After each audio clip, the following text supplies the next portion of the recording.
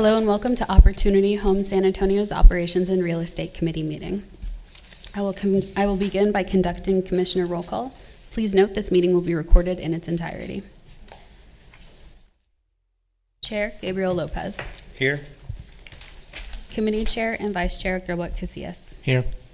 Commissioner Delia Contreras. Here. Commissioner Estrella Garcia Diaz. Here. Commissioner Janet Garcia. Commissioner Leila Powell. Here. Commissioner Vincent Robinson. Here. Doug Ponick, Board of Commissioners Attorney. I'm here. President and CEO Ed Hinojosa Jr. Here. And at the back of the room, we have an interpreter should you need their assistance. You may now call the meeting to order. The time is 1:04 p.m. The Board of Commissioners or its committee may hold a closed meeting pursuant to Texas Government Code 551.071-076 for consultation concerning attorney-client matters, real estate litigation, personnel, and security matters. The board or committee reserves the right to enter into closed meeting at any time during the course of the meeting. Are there any citizens to be heard? There is one individual signed up to speak, Judy Pruski.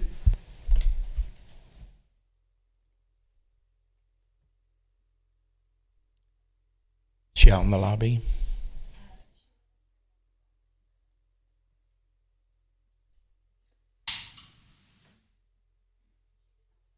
Okay. There are no other individuals signed up to speak.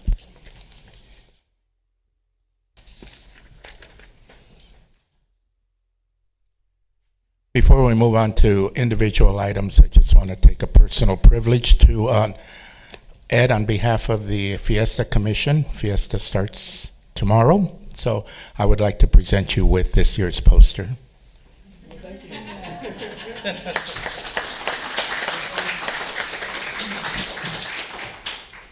We'll find a place to put it up.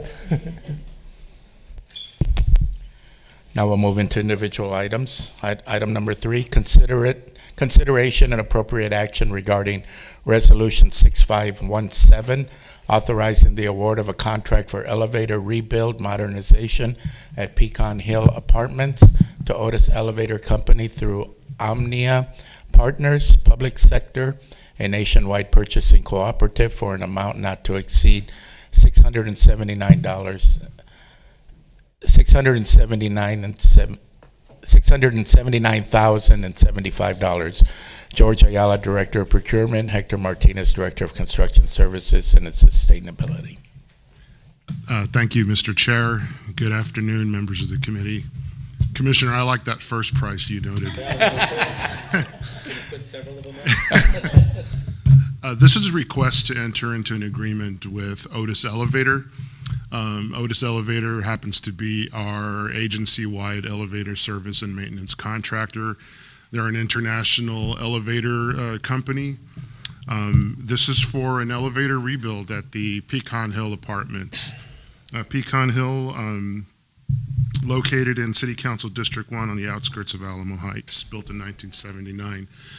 This is a 3-story structure, and so what we're doing here is this property has 2 elevators.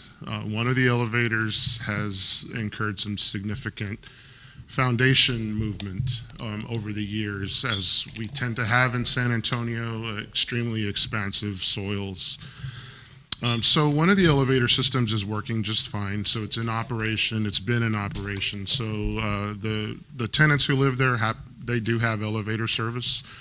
Across the courtyard is another elevator that is out of service. It's been out of service because the foundation movement has been so severe that the elevator is not able to function properly. It was deemed a safety hazard, so it was decommissioned. We took it out of service, and we've had it evaluated by a structural engineer. The structural engineer recommended that the elevator shaft structure be taken down and rebuilt.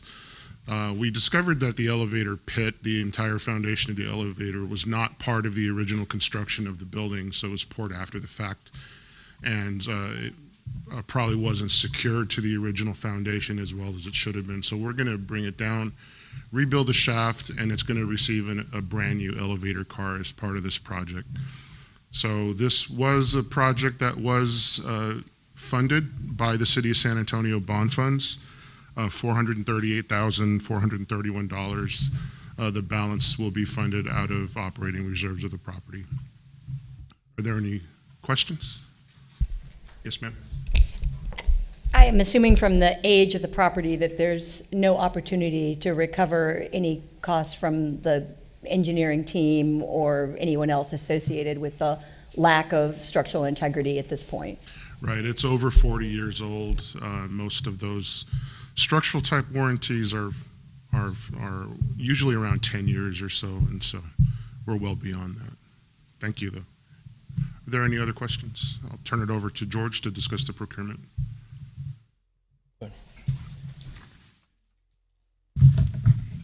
Good afternoon, Commissioners. We're bringing this this recommendation forward to you and asking for your approval to utilize a cooperative purchasing agreement with Omnia Partners. As you might recall, HUD allows us and encourages us to utilize cooperative agreements and interlocal agreements to speed up the process of the solicitation process, as long as it complies with our Opportunity Homes guidelines. This particular cooperative awarded a contract for elevator services, repair and maintenance, inspection, testing, parts, and modernization to Otis Elevator Company that was effective October 1st, 2019, and through September of 2024, with the option to renew for 5 additional one-year periods. Staff is recommending the award of Otis Elevator. They performed satisfactory in all previous projects assigned to them. Next.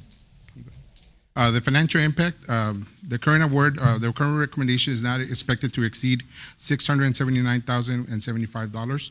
And this award includes the following: full elevator demolition and rebuild modernization, and its estimated completion time is 45 weeks. Any questions? I do have a question, and it's more curiosity, because I realize this is an operational detail, but if we're not taking bids, then do we ask the service provider to estimate the cost, or how are we estimating the cost of the services? So we typically do 2 different methods. Even though this particular vendor is awarded in a cooperative, we usually go out to different vendors that are awarded in the same cooperative. This particular vendor does provide maintenance to our service elevators, so they have the monthly service contract with us. So one of the things that we try to prioritize is to give them preference, since they're maintaining the elevators on a monthly basis. We don't want any other company to kind of go in there and install their own parts. We want them to be familiar with their own services. Thank you. How many elevators are there? 2? And they're both down, or No, sir, just one is down. The one other is down? So there is one operational that people can utilize. Yeah, it's not terribly far either. It's just right across the courtyard. Okay, so they'll work on the one that's down, get that up, and then, okay, thank you. Will any work on the other one or no? It's just for this one? I asked them to include in their proposal any upgrades to the existing elevator. That can be done That after can be done, completion of the yes. first? Yes. So this bid includes that, or? Yes. Okay, it does, Yes. okay. I just have a wondering, like zooming out from this one property, do we have a list of other sites that are in a similar situation that have broken elevators? I'm curious more about, is this one of many broken elevators and we've chosen to prioritize this one, and why is this one being prioritized over others? Or is this just more of a prioritization and awareness of, are there other facilities, where are they located, that are similar situation, and how did this get prioritized over that? Yeah, that's a great question. So we have taken a lot of effort in recent years to modernize our elevators. There was a lot of focus on our high rises. As we modernized the Victoria Plaza high rise, for example, we included an elevator modernization in that renovation project. We are getting ready to kick off another elevator modernization at Via Trancasi, another high rise. And we are in the process of starting the fabrication of elevator modernizations at 2 other high rises, Fair Avenue and Parkview. So this is a 3-story structure, and it really stands alone in the fact that the elevator is completely down. So I would say that it was prioritized for that reason, that it's down completely, and we want to get it in service again, but we don't have any other elevators in our agency that are in that severe of a condition. Great, thank you. Hector, could you repeat the funding, how it's going to be handled? Yes, so this project was funded by the City of San Antonio bond funds. They gave us $438,431. That leaves a balance of about $127,000 that will be funded out of operating reserves. Can I ask one more very big picture question, just so that I understand?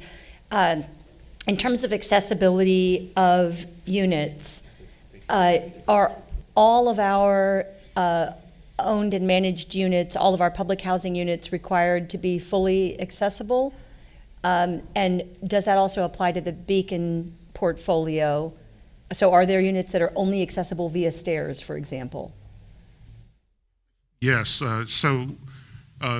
we have accessibility standards, whether it's public housing or Beacon, that we must adhere to. And so, we have properties that have accessible units that are not just on the ground floor, that are in upper floors, and those are accessible by elevators. And so, any other, fair housing comes to mind as far as those regulations, as far as accessibility. So we adhere to all of it, regardless of the portfolio program the properties are in. Commissioner Powell, a lot of our properties, our high-rises have basically no units on the first floor, so they're second floor or above, so an elevator is needed for these people on wheelchairs or walkers to be able to get to. Thank you. And Brandy reminded me of a good point. We do have properties with seniors that don't have elevators, and so people with accessibility needs, we try our best to locate them on the ground floor. And I see some of our partners from the city, but specifically, we want to make sure that we are thanking the city of San Antonio as this happens. This came from the 22 bond. Let's make sure that they're aware of it as, it's difficult to do necessarily groundbreaking, but I want to make sure that they're getting that we are utilizing their funds Yes. now to have this done. Certainly grateful for that, and thank the city of San Antonio. And the voters. And the voters, of course. Any other questions? Any other questions? I move for a motion to approve. I make a motion to approve Resolution 6517. We have a motion. Do I hear a second? Second? Okay, we have a motion and a second. All in favor, say aye. Aye. Any opposed, same sign. Motion approved. Thank you, Commissioner.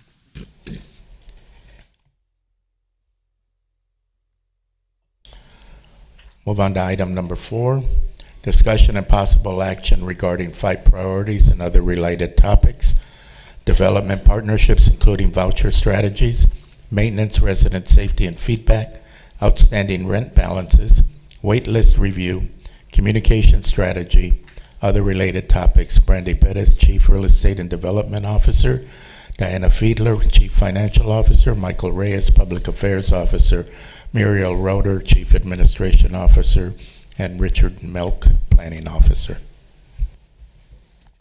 Afternoon, Commissioners. As requested, we are going to be giving updates and discussions on our 5 priorities that have been laid out by the board, and I'm going to go ahead and kick off the presentation.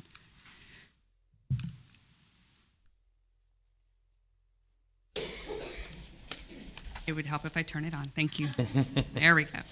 So the first area is development partnerships, including our voucher strategies. And so wanted to discuss a couple of our development activities. And so the presentation will change from each meeting. And so last time we had a lot more detailed information. This one we're just going to be updating some of the conversations about development that have been happening since the last time we met. And so I know the board has really had some conversations about the opportunities of doing new developments. And so we have made a commitment to make sure that we're engaging and coming back to the board. These are new development opportunities. And what I want the board to understand is that these are ones that the team is still vetting, ensuring that they are meeting our goals, of our policy goals that we have set forth in our development policy plan, as well as they're going to be performing assets in the future. And so we are still vetting Fields at Somerset, La Ventana, and River Breeze. I will go into more detail in closed session on some of these structures that we are having conversations with these developers. Voucher strategy, just the update, I think the board is aware that we have partnered with the city of San Antonio for a potential PSH development, which is permanent supportive housing, and that is with Sam's Franklin and the city of San Antonio, and we have a planned allocation of about 25 vouchers to that community. Maintenance, resident safety, and feedback. So I know that there's been some conversations about some of our inspections and HUD inspections. And so I know as the board has gone to several of different conferences, y'all have heard the transition from REAC to Inspire. And so we have gone through several of these inspections over the last couple of months. And that is what you're starting to see. There are still some that are under review. We do not have the scores, but the asterisk is kind of what is prepared or maybe coming out pending any other quality control that HUD does.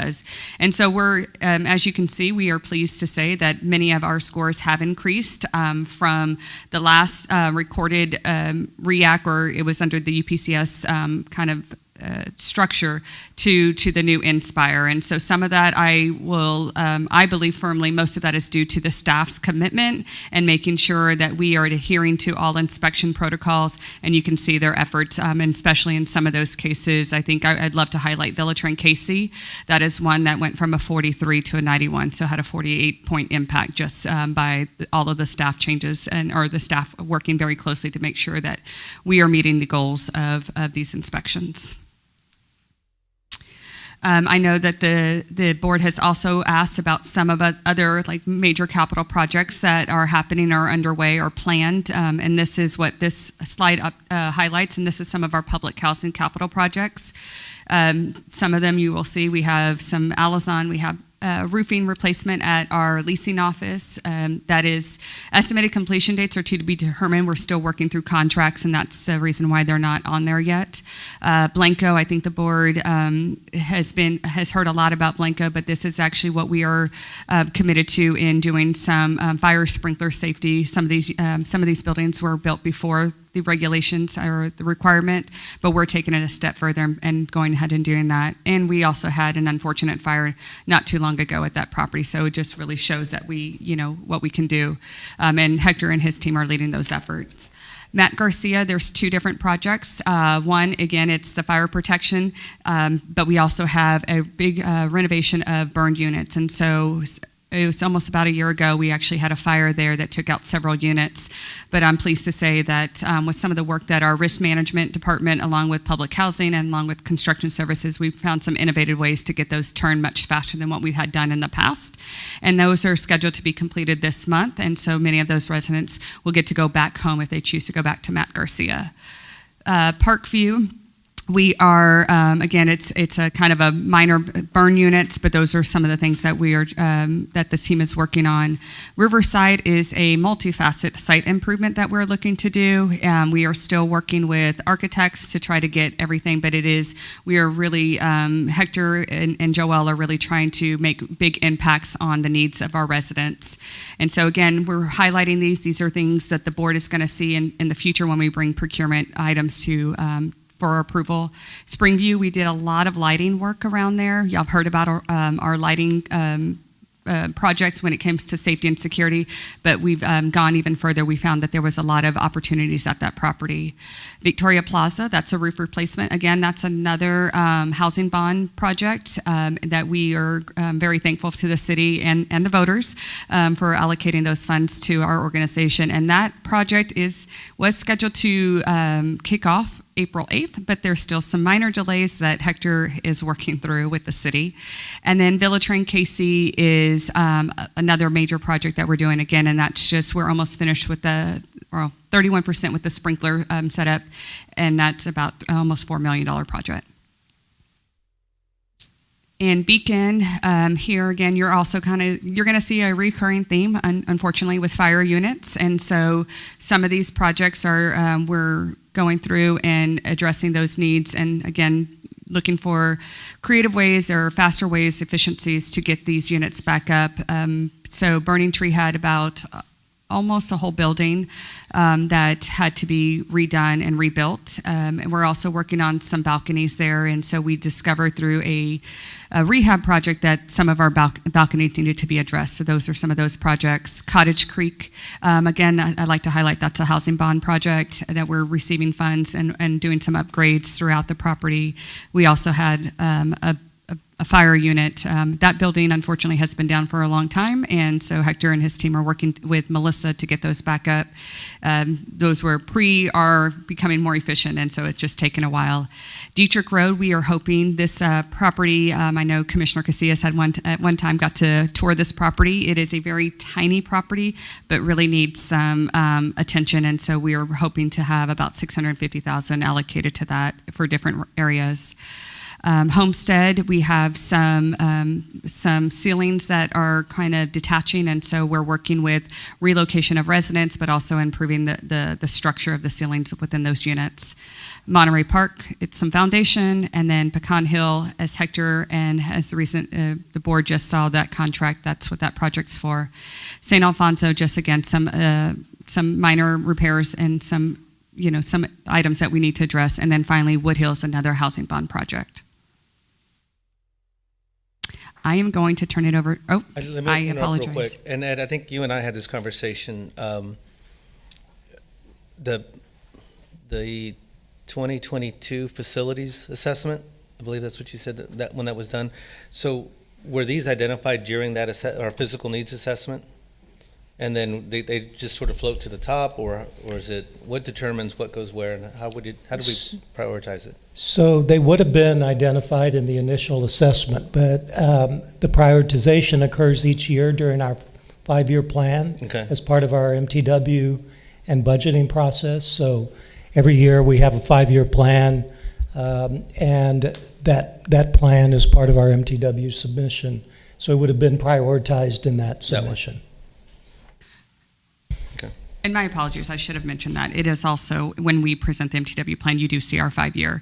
And so it's not just the physical needs assessment, but also we take into, if something, burn units, right, that's not something that's planned, that it maybe rises to the top because we're trying to bring those back online. I think if there's a health and safety issue, that generally That rises floats to in. the top. Right? Yes. Sure, okay. Cottage Creek, is that the one by 410 and Austin Highway? Cottage Creek you're thinking of Cross Creek. Cottage That's Creek is okay. off of Raybon. Okay. Quick question about funding sources, and I noted that there's a lot of bond money at play here, which is wonderful. Do we have any sense that any of the allocations recently made through GGRF, because I noticed that there are other roof repairs and items that could qualify as energy saving enhancements here. Will there be any funding available for PHAs through that $9 billion allocation? Or do we know yet? I do not have that answer yet, but we will look at that. Thank you.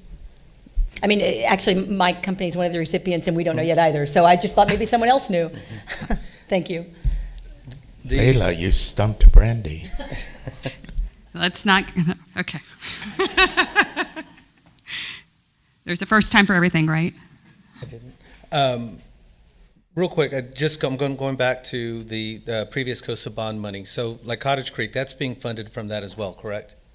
At least a portion thereof. There's a portion of bond money going to Cottage Creek.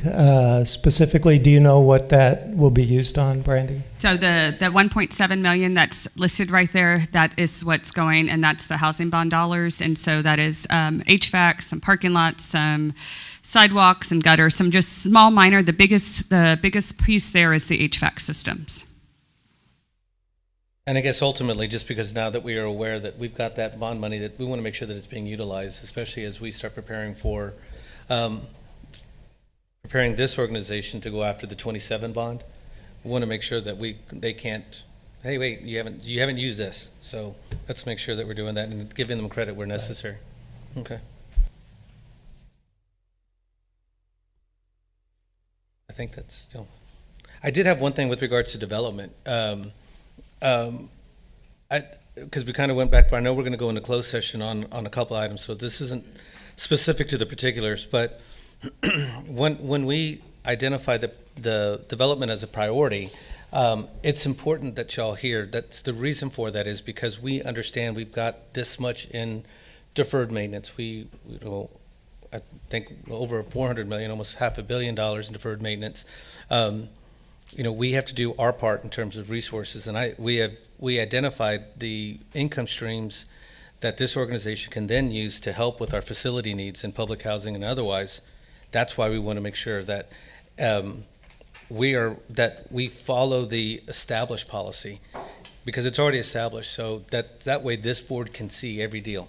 And if it makes sense, if it's protective of our residents, and it creates it gives us the opportunity then to create funding in order to support the other operations. Let's make sure we see it. So, anyways, go ahead. Understood.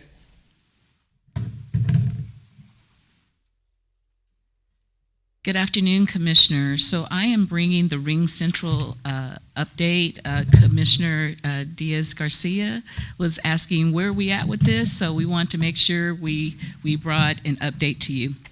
So,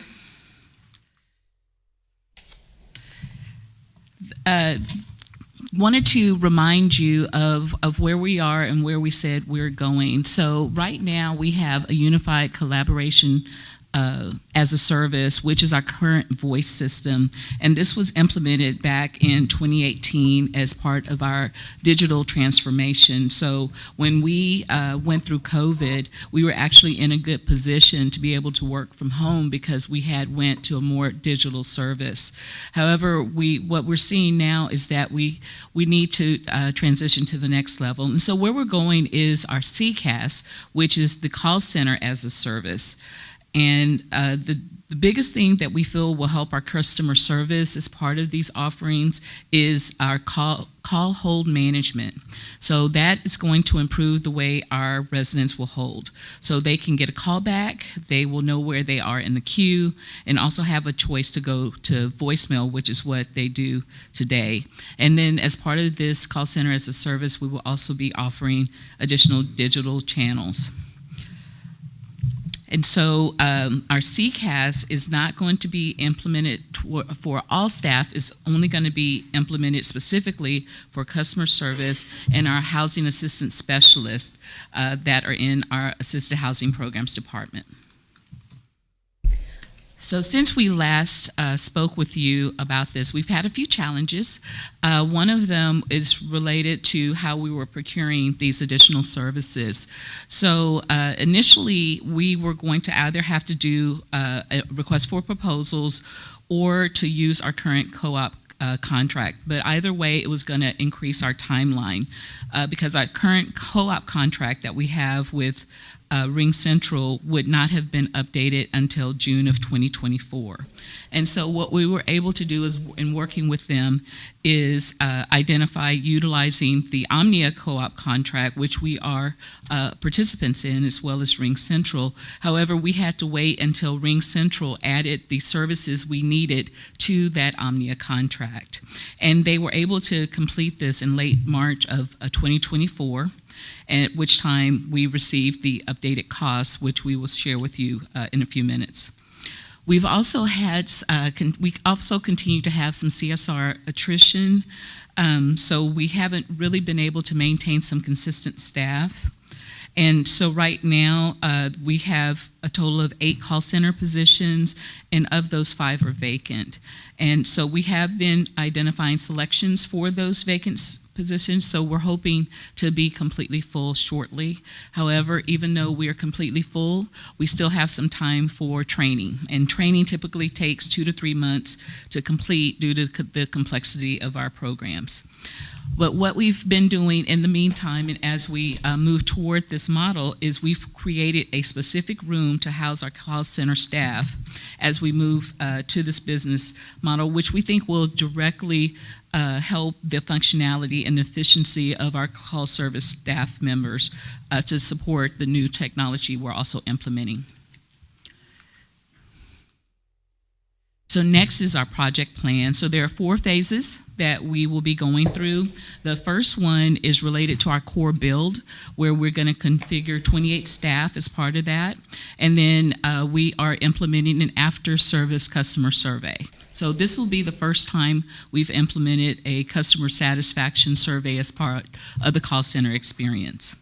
The second phase, so instead of having 11,000 to 12,000 calls per month, what we're going to do is add additional channels for our residents to be able to obtain information, including an enhanced IVR. So what that enhanced IVR will be doing is allowing a resident to actually say what they want. And then in phase 3, we're going to start implementing those 5 digital channels. So you see them up there: Instagram, YouTube, Facebook, WhatsApp, and SMS. And then in phase 4, the key will be to leverage AI. So we will be having knowledge bots out there that will help answer resident questions, and real-time interaction guidance that will also assist with our CSR training. So we have an updated adoption plan. So previously, we weren't expected to implement phase 4 until 2025 because of how technology has changed, even in as fast as 6 months. We expect to finish implementing probably around the 3rd quarter of this year. And so phase 1, we're going to start that implementation next month, and we're hoping to finish out the core build by June. The second phase, we're hoping to finish out by July, and then the SMS implementation by August, and then the last of it by September. So even if there are a few hiccups, we still expect to finish before the end of the year. And these are the costs. And as we talked about at the last meeting, anytime we incur additional costs, there are trade-offs. But we do know that we want to be very responsive to our residents and all of those that call us and want information. We're going to incur these costs. And so the total is expected to be around $41,500. And that includes all 4 phases. So those are the initial non-recurring costs. And then we also will have monthly recurring costs of about $5,600. So those are the planned additional costs related to this implementation. So Commissioner Contreras. Sorry, she's on my red light. I know. Will you be able to track data? I know the one reoccurring feedback I get, and I wrote down the number, it's that standard opportunity home phone number, the 6,000 one. Is that one that will have I can get called back, I'm put in a queue, that general line as Yes. well? Okay. And will we be able to track analytics on how many calls or average wait time, hang-ups, anything related to the usefulness of data that comes from leveraging this technology? So I'm bringing Joanna Alvarado, our Director of IT, up. She will be able to answer that question. My answer is yes, but to what extent, Joanna will be able to tell you that. Okay, thank you. Okay. Hi, good afternoon, Commissioners. The answer is yes, she was right. I'm going to go sit down now. It has extensive data options for us to be able to track better than we do today. Today, we're doing it in a very manual way. With implementing the call center, it is exactly that. It allows us to do more analytics specific to calls and to help us tell a better story and a better data story on what we're doing with our calls, what kind of calls are coming in, how long they're being on hold.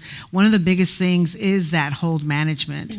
Right now, they're just going to voicemail. They're going to have an option. They're going to have a couple options now to either stay in the queue, to get a call back, and things like that. And another thing I want to stress is the digital channels, right? Those channels that you saw there, we want to distribute the way that we're receiving questions from our residents. And if we use these channels, then the operator will have a portal that then they can answer all of these questions right there in front of them. Awesome. And it just won't be the phone call, right? We could do it through Instagram, through those 5 channels. Right right now. We're just introducing those 5 channels because they are the most common channels that a lot of our residents use, and they can be used, from a mobile phone, from their, application that they have, and then the operator will be able to manage those calls as well as the questions coming through on those channels in the same portal, which is going to be very That's convenient great, for because our that's operators. an area of like constant feedback, and I've called, I'm like, I don't know, is it true? And then I call, I'm like, oh man, yeah, it's a point of frustration. So it'll be great to be able to track that and folks who jump off and Yes, and make whatnot. adjustments and change the, Yeah. the business model accordingly and Yeah. so on. But I just want to stress that the attrition and bringing in the CSRs is very vital and key to the success of implementing this technology. So the team is working real hard to make sure What's we a fill CSR? those positions. Customer service Customer rep? service Okay. rep, sorry. That was one wondering I had was, it was interesting to hear the number of vacancies in that area, and I don't know if this is something we've tried before. I just left Advanced Learning Academy. I was meeting with my mentee, and we're like, she needs a job this summer, and it'd be great for her to have a job that's not Subway, not anything against Subway, but like something that she would learn soft skills, right? And then I was thinking about next year, she's taking half a day of school and is needing to find another job for half day, right? So I was like, do we tap into families, like juniors, seniors, and college students who live on Opportunity Home properties as potential employees? A call center representative could be a satellite position housed at some of the community. It doesn't have to be here, right? So then it's like easy to get to my job. It's on site where I already live. I'm personally connected to the, Opportunity Home brand because I live here, and I'm, and I also have access to a job that can provide me with income. I'm just wondering if we've explored any avenues in that area. So I have another staff member, Ayana. Okay, we're gonna get to hear from everybody today. And then the next person is Christine. She's not my staff member, but she's Okay. welcome up here. Well, I did want to add a slight little star to the numbers that Muriel presented. We actually have 8 full-time employees right now for this CSR position and 5 vacancies, so it's 13 total. Okay. So a little bit better. But we still have those 5 vacancies that we are seeking to fill. And yes, working with our residents is one of those really critical spots that we love to work with our property management. We work with our resident engagement services team, same thing as they're working with families in FSS, ones that are looking for job opportunities, need soft skills. Our Jobs Plus program would be another opportunity that we tap into, again, as these residents are trying to find employment. So definitely we work where we can make those connections and get those referrals, we do. So yes, definitely do look for working with our residents. And then we did just have a talk presented to us by students at Palo Alto, and they were phenomenal. And one of the things I definitely made a point to say is, if you're looking for a job, please reach out. So I think there's some really great opportunities to make connections for these entry-level positions. Okay, great. Hi, Commissioners. I'm Christine Patrick. I'm the Assistant Director over the Customer Service team, the team that answers the 6,000 number and staffs our lobbies and answers emails. And I want to second everything that Muriel and Ayana and Joanna just said, and they're both correct as far as the staff numbers. Those numbers that Muriel first gave were just the ones that we allot to call center. So other staff on the team from that larger number that Ayana gave, those are the other folks who are answering emails or staffing the lobbies directly.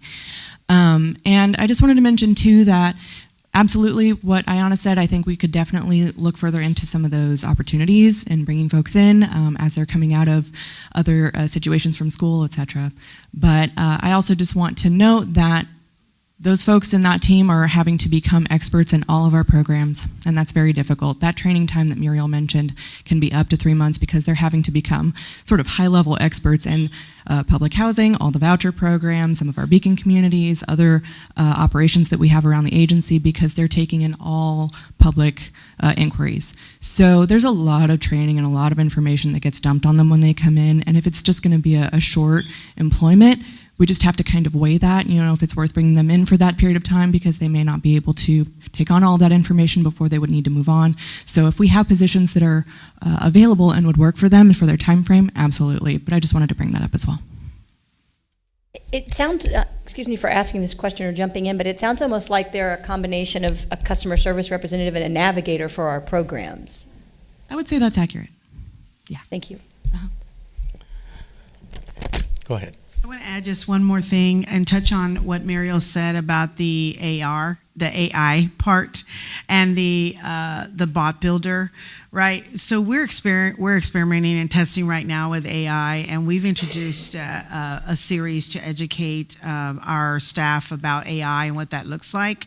But I just wanted to inform you that that training that goes through for 3 months, and that challenge is something that we're looking at to try to use AI for, so that we can, because we do have the ability, and we're looking at technology where we can build our own AI bot that is much more intelligent than we have today, that will be a knowledge base for our customer service reps. And so the vision is, and the hope is that we're going to be able to generate and use a lot of our policies and our documents that we have today, put them into AI, let them start learning us and within our environment in a secure and responsible way. And then that will hopefully provide a tool for our operators so they can ask questions, and maybe the training can be minimized and streamlined. So that's the technology that we're looking at, in my department as far as what we want to do as an organization for AI. Because I think it's real important to hone in on that pain point. We do realize what it is, and then try to introduce responsible and secure AI to try to solve some of those problems. That'll be really smart, because it's just like the reality that you described is real, and also creates a perpetual impossibility, right? Like, this is a high turnover job in general. Yes. If you're going to have to become an expert in everything, that's not realistic. When you can leverage AI to type in a question, all of these options come up, versus even if you had all of that information on a digital platform, I still have to go find it. AI can be much more efficient, and you're still talking to a person. I would guess that's always frustrating when you're like speaking to a robot, and it's a robot, and they don't understand you, and they don't understand your accent, and they send you, and you're just like, hang up. You still have a human being on the other side, but they're able to leverage the power of technology to be pretty efficiently responsive to whatever's coming up. Yeah. Exactly. And that's the pain point that we have recognized, and that we really want to implement and use some of the new AI technology that's coming out to try to streamline that and solve that. One more question on that, in that same vein. I know that you have a number of positions open now. Turnover has been very high. But it seems as though you've put together this plan both to provide better service to our residents, but also to ensure that the CSRs are having a better experience, and that we anticipate that while there are upfront costs here, that the cost of losing employees and continually retraining them is also fairly significant, and that this will reduce those costs. Is that accurate? Yeah. Yes. You hit it, Layla. Thank you. And if I can add to that too, a couple of things that we've already done have already helped with keeping a lot of that staff. So if y'all will recall, I know that some of you were not on the board at this time, but we did increase the hourly amount of pay for those positions from $15 to $20. That made a huge difference. And we also, right now, are maintaining a lot more of that staff on that team than we were at that time as well. So the amount of turnover and the amount of attrition that we are seeing is less than it used to be. So we've made other improvements too, as far as the training that they've gotten. We've made other internal, changes in how we are hiring. And that has led to an overall higher number of staff maintained on that team. And so now what we're dealing with is like those last 5 positions that we just keep trying to bring other people in for, who will stay, because we are at this point seeing staff who have come on in those positions we have really enjoy the agency, really appreciate what we've offered them, and they are staying. So I just wanted to mention that too. It's felt like a real win, and Laura Longoria is the manager over that team, and she and I talk about that a lot. So we've made some strides. Well, congrats to you for that, because I remember hearing that was a real challenge. And I'm also excited to hear, I know the $14 to $15 to $16 an hour range is like the uncanny valley for pay raises, because you lose your benefits, but you don't make enough more to really, so the jump to 20 really makes a lot of sense. So congratulations. I just want to understand correctly. When people call the new system, they'll have a chance to talk to a live person instead of leaving messages, if they choose to want to talk to somebody live. Yes, and if they're not available at that time, the system will give them some options for a callback. I think you may be familiar with calling Walgreens or something like that now, where if you get in a queue and they say, if you would like to receive a call back at this number, please press whatever number. That'll be an option. They can also just choose to keep waiting. We could give them an estimated wait time. So they'll have some other options available. The voicemail will tell them you can contact this other email, things like that. But yes, that would be the main option that they would have still. Okay. Because the current system is awkward. I had to use it earlier this week, and it's like you have to jump through a lot of hoops to get where you need to go, and also the robot voice, you can't understand very well. I had trouble understanding her, and eventually I got through to the person I needed to get through because I have a new phone and I lost the number to get a hold of the person I needed to, and it was awkward. So now I see why people that are residents or older residents call in and can't get through or don't understand how to use the system. So I'm hoping it'll be easier than what we have now. We are too, absolutely. I think we want to rework that phone tree completely so that it's not as awkward and they can reach who they need to more quickly.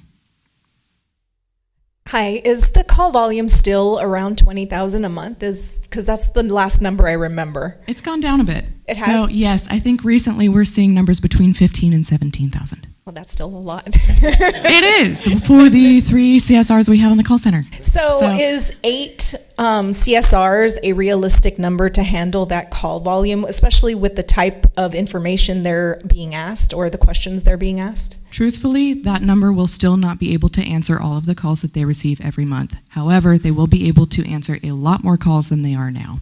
So we're just trying to get as close as we can to closing that gap.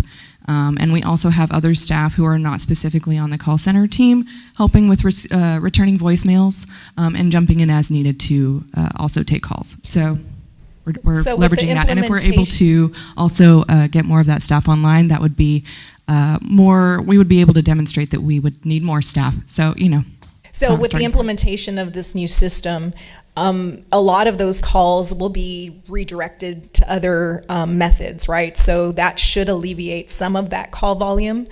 That's the idea, yes. Okay, and then once we're in implementation and we have a chance to review analytics, then to your point, we can then assess whether or not we're where we need to be with regard to staff. That's exactly right. Okay, thank you. Of course, thank you. I noticed also like you have WhatsApps in there and Instagram and stuff, but more so WhatsApp. Will there be like a number for an issue or a department that you could send a message through and get an answer? Is that what you're going to do with the WhatsApp? Yeah, well, the WhatsApp is really interesting. And one of the points I want to stress with that is there's always been a question of using text, right? And using it for two-way communication because it can apply to the costs of our residents and to their text plan, right? And they can be charged. When you get text, it always tells you and warns you, you're probably going to be charged for this. With the addition, we're going to do SMS texting as well, which is that normal texting that does apply to your text plan. However, we want to introduce WhatsApp, which is a free app that you can use as well, and it does not apply to their text plan. So that's going to be a huge option for them to be able to get to. I think they're all going to be funneled through the main number, still phone number. However, they're going to have another way. These channels are meant to provide different ways that you can contact an operator or a person to respond. And that's the point, right? So if you're in Facebook and you want to contact us, you're going to have, our communications address or whatever it is that we put out there. And then you can actually send a Facebook and the operator can receive it in the same portal. They don't have to go to Facebook. They will receive it in the same portal and be able to answer that question there. So it's not just about the phone calls. It's not just about calling. So if our residents know that they can contact us through Facebook, through WhatsApp, through SMS, then that hopefully is going to minimize the number of calls that we get and be able to answer more questions for our residents. Yeah, I like the idea of the WhatsApp because a lot of people and a lot of older people use WhatsApp to communicate with their people, like in Yes. Mexico, family Yes. members and stuff like that, and it's no charge. So a lot of Correct. them know how to utilize WhatsApp. Right, and they so- already have it. Right, So they're just and going to have so- to add us, and then hopefully, again, this is also going to increase another way for two-way communication, for us to be able to provide information. We'll be able to provide links to information, links to forms, things like that. And that might also minimize the traffic coming into the lobby, because we're going to be able to send them information that way as well. Well, I look forward to seeing the implementation of this. So do I. I'm sorry, I have to ask one more question. So WhatsApp is free. How is WhatsApp free? And is WhatsApp using our resident data in any way No. that we, okay. No, not at this point. Now, this is our first. This is new to us, right? We're going into it. We are entering that 41,000 you see for that implementation plan. We are partnering with Ring Central. They are the professionals. They help us implement best practices and things like that. So we're going to have a full implementation plan. It's going to help us through these phases. So as we learn, of course, we're always protectors of data. We're always making sure that our domain, our residents' data is secured and it follows all of our standards and guidelines. So, but to answer your question preliminary, what I've seen, no. No, we're just going to probably let them know that they could contact us through WhatsApp, and then we will, go look at our standards and our guidelines. What are we sending to them? What is the two-way communication? What are we going to allow in that? And that's going to be part of working with Christine and her team. And what does that look like? And what parameters do we want to set while using that application? Great, thank you very much.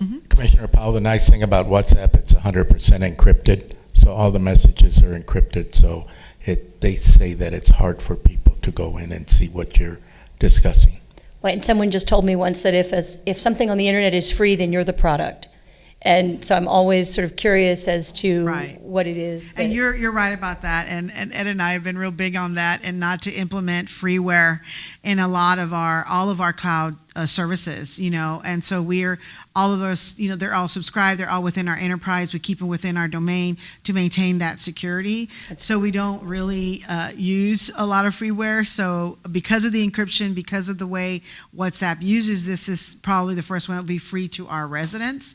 But we're applying licenses and such through Ring Central, so that will hopefully offer that layer of protection that we're always looking for when we're implementing software. Thank you. I would also add, I know Joanna and her team look at privacy. Data privacy is one of the filters. Anytime we look at external apps, paid apps, and services that we buy that are internet-based.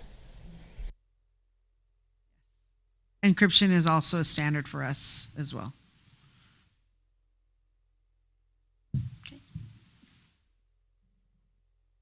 Any other questions? All right, thank you.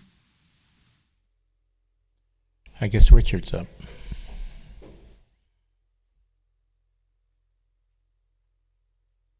Good afternoon, Commissioners. This is a very quick update. First of all, just a reminder of what we talked about last update. We talked about target setting, setting benchmarks, and the latest trends for our priority outcomes in general. Resident satisfaction trends are positive, meeting and exceeding our expectations, and the future targets we've set are attainable.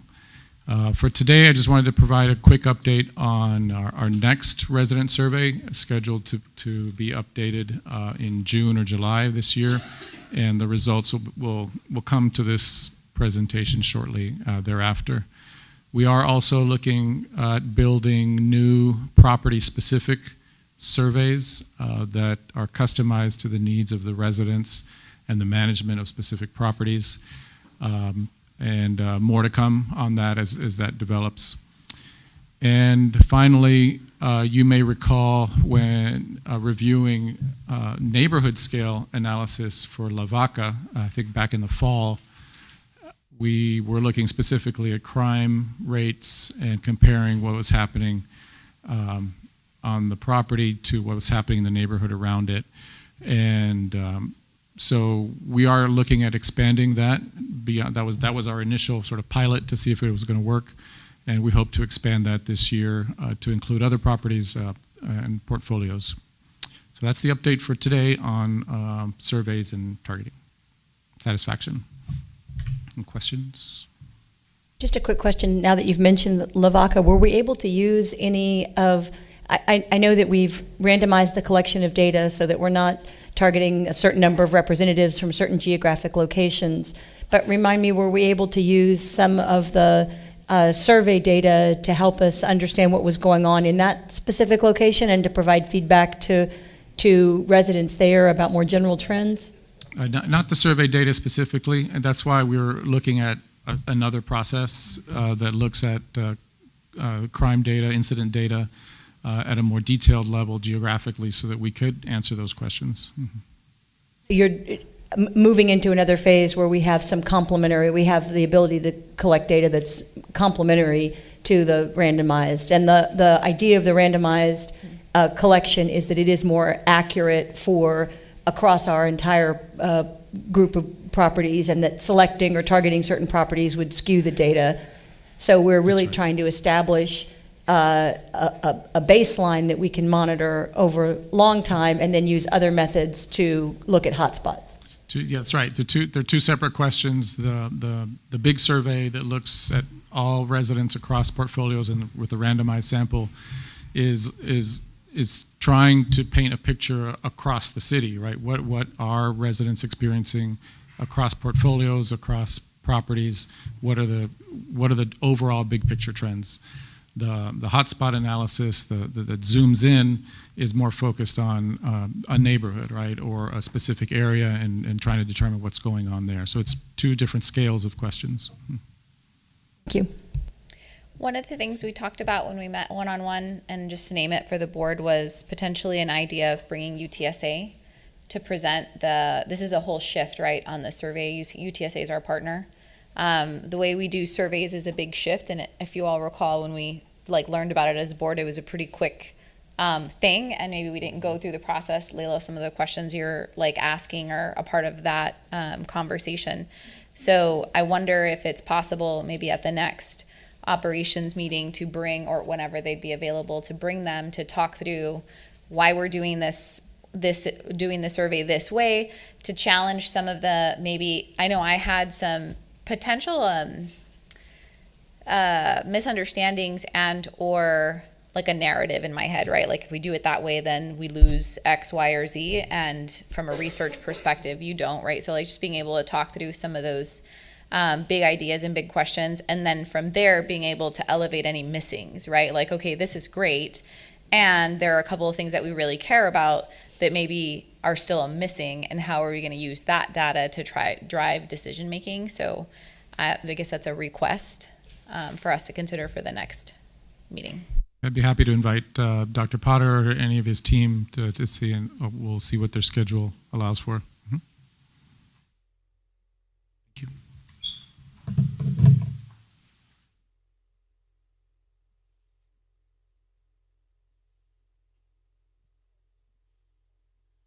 We're gonna. So this one, I think we want to take it to closed session,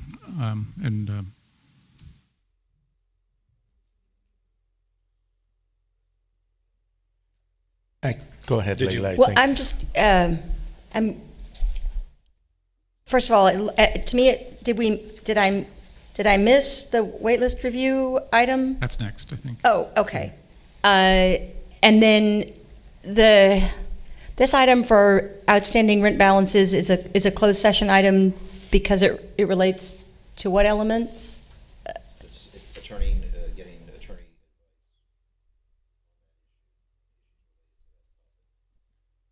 Without getting into a discussion in open session, we would have a conversation. What? Now, can we talk about it in closed session, then bring it to open session? Yeah, to the extent that it's not,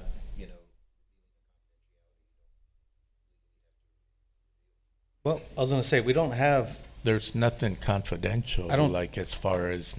So there's data, and then there's issues and discussion around it. So if you want to have a larger discussion, you can do that, but I think we should have the discussion first in closed session so you know what the safe area is to have a public discussion. And then we can come out into open session. Okay. And so at that time, we would also, I guess I had them out of order, we would go back and pick up the waitlist review item as well. Or we could. We can finish those and then go into closed session.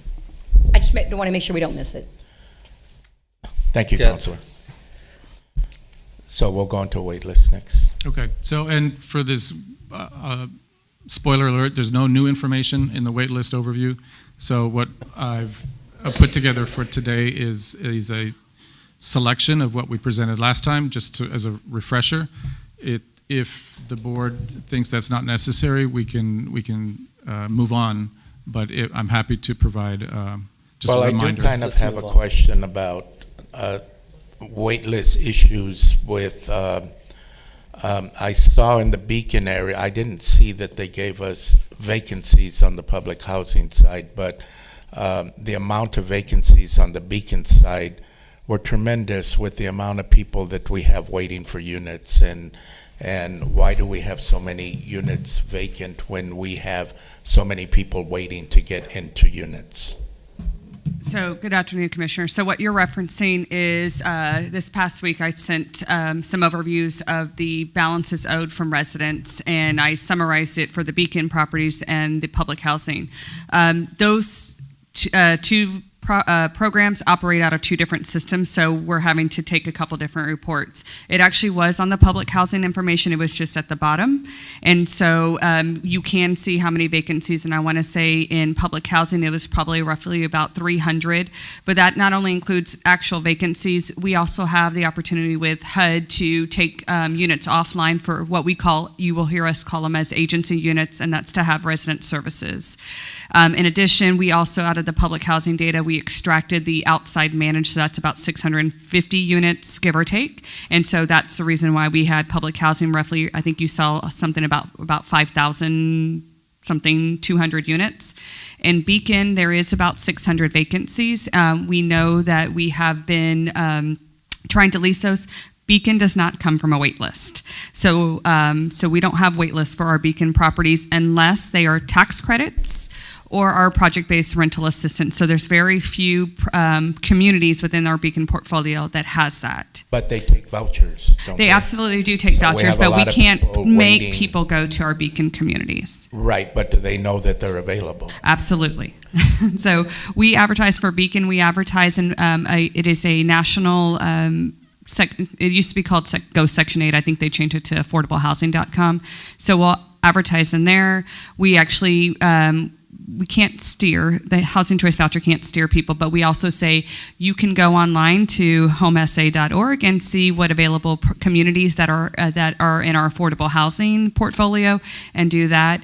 Also, our Beacon staff are required to be at any lease-up fair that Section 8 hosts, and so we're trying to get that message out there. We are also still, we did start our process of notifying residents who had not been paying rent, so we're also, some of those residents have opted to move out, so we're trying to turn those units. In addition, I think people have been hearing, and I think the housing market is starting to kind of get in some of the lowest occupancy numbers, and really they're comparing it to what happened in the 80s. As much as I want to remember what happened in the 80s, housing was not my priority back then. But so roughly, I think we're seeing occupancy levels falling below 87%. Beacon is trying to do everything and anything we can. We're really trying to turn it, but at the same time, we're trying to also get the units turned as well as families have vacated.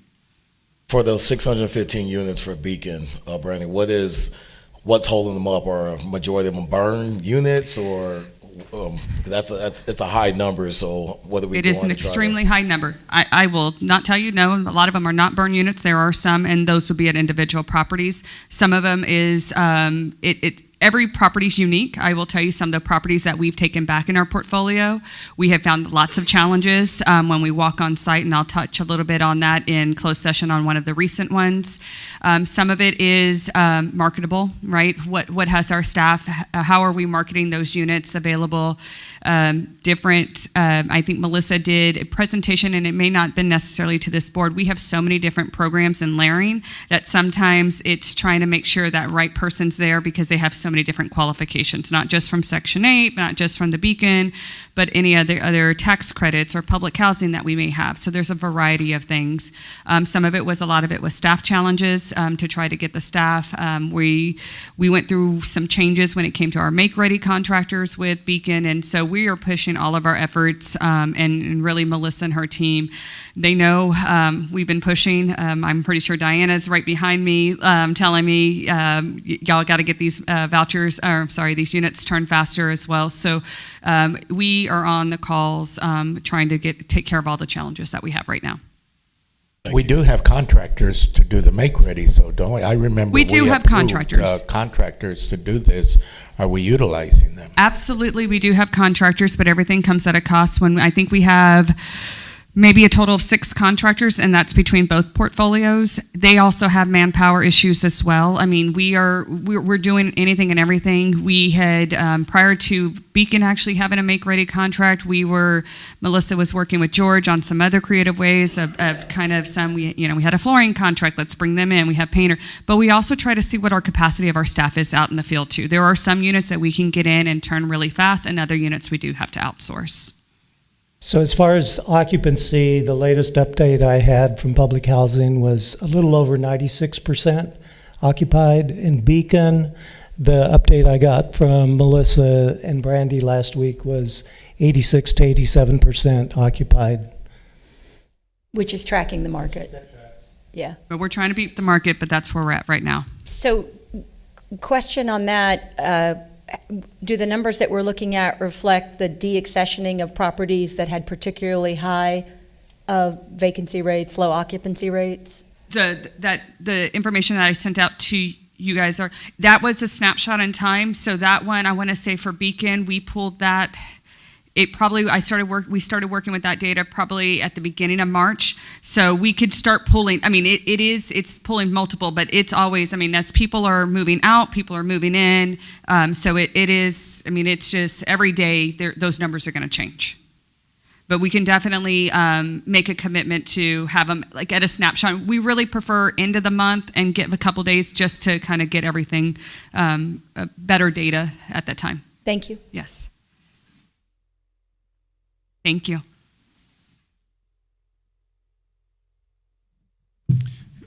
I can continue with the wait list specifically. Where the next update for the wait list will be in June. As far as the new numbers, these are updated on a quarterly basis.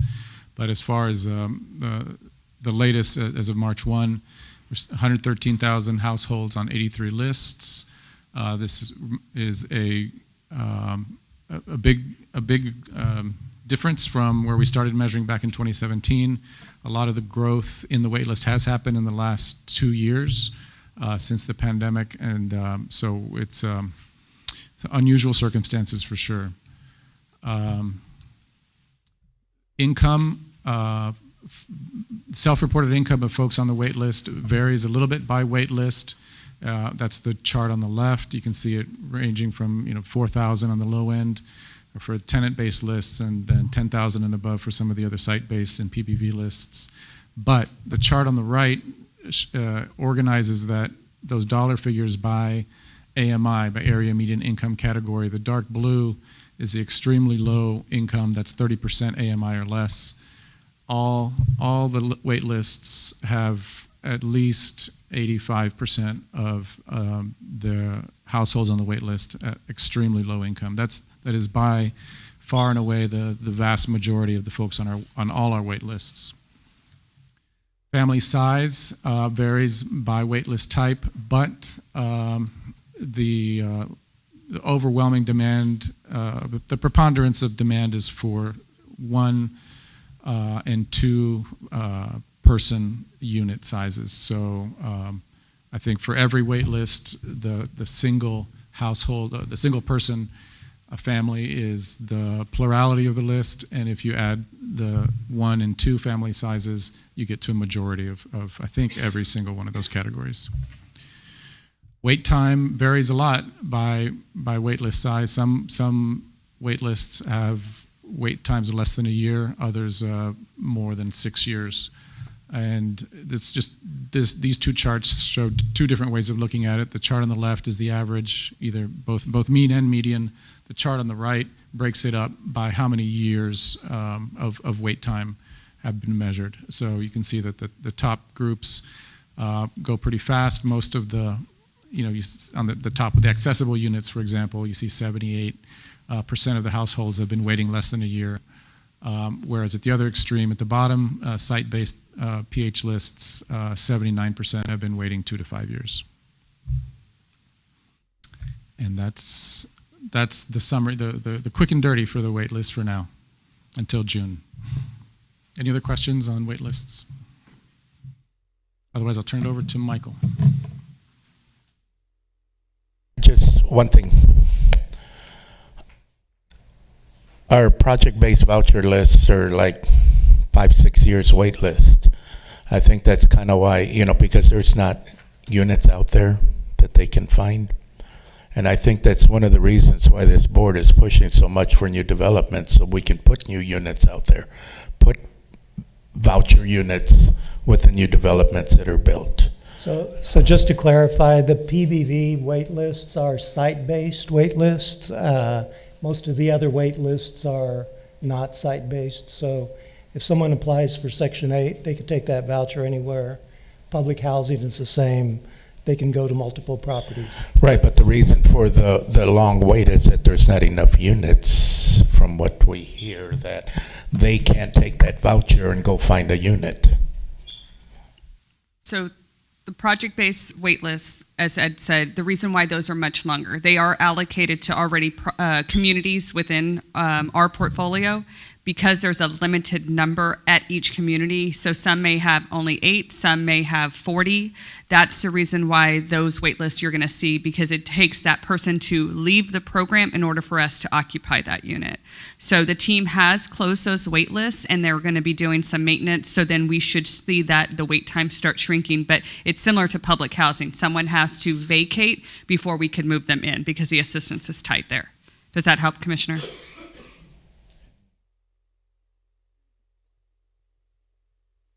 Can you help me understand how a family would choose which wait list to be on?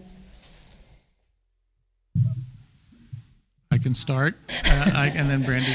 So my understanding is that there's a default setting, and then as more information is learned from the applicant, then more options are available to them. For example, if once it's determined that they qualify for an elderly placement or for disabled placement, then those lists are made available to them. But Brandy, please.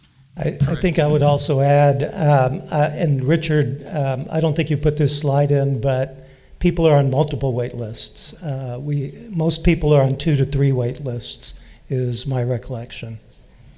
So Richard did clarify, and that is correct. So as I'm going online to submit my application, one, the wait list has to be open. And so that's the first determinant, right? The Housing Choice Voucher wait list, we do not keep that wait list open. So that's through communication that we're going to open that. And so at that time, we'll take those applications. As I'm entering my demographics, my age, if I have a disability, that will then give you the option of applying for a family or an elderly wait list. If you have an accessibility, then it'll open up that wait list. So it's based off of how you are filling out that wait list application. And then the other ones are separate. So we have the mods that will say it is for a particular property, right? So if you want to, and there are very few of those. There are certain. That's another one that it's very small properties. The wait times are going to be a lot longer. And so those are, but it's what you choose to apply for. And so while the total number of households on each wait list would add to more than 113,329, the unique heads of household is 113,000. Okay, thank you.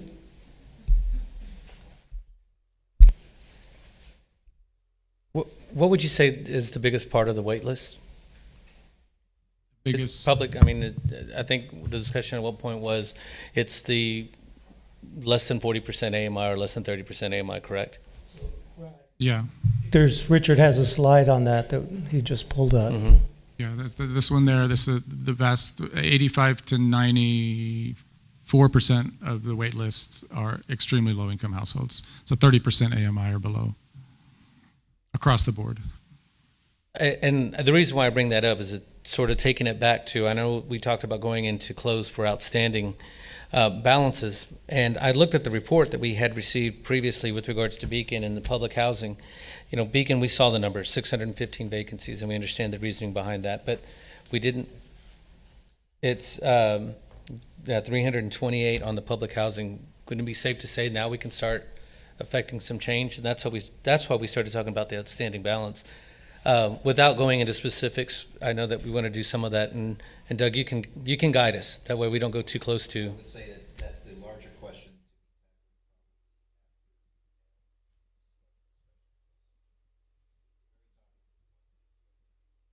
Couldn't we have that discussion now? If we're not going into the specifics. I feel like I'd be Okay. Well, let's go to closed session, because I think that's specific to the waitlist deal, and they can it's your committee. Sorry. Yeah, I'm jumping ahead of the game. Discuss this and then come back to finish up the rest of it. Yes, I do. Yeah, and I'd actually like to understand why it's a closed session discussion. Can I So, explain that to you in the? yeah, absolutely, that'd be great, thank you. Counselor, if you'll take us into close, please. Yes, sir. And I think we'll just go in for this item, come back out, so that Correct. we can keep the meeting moving. So the board will be convening in closed session to consult with its attorney under section 551.071 of the Texas Government Code to discuss legal issues related to outstanding rent balances. The time is now 2:19.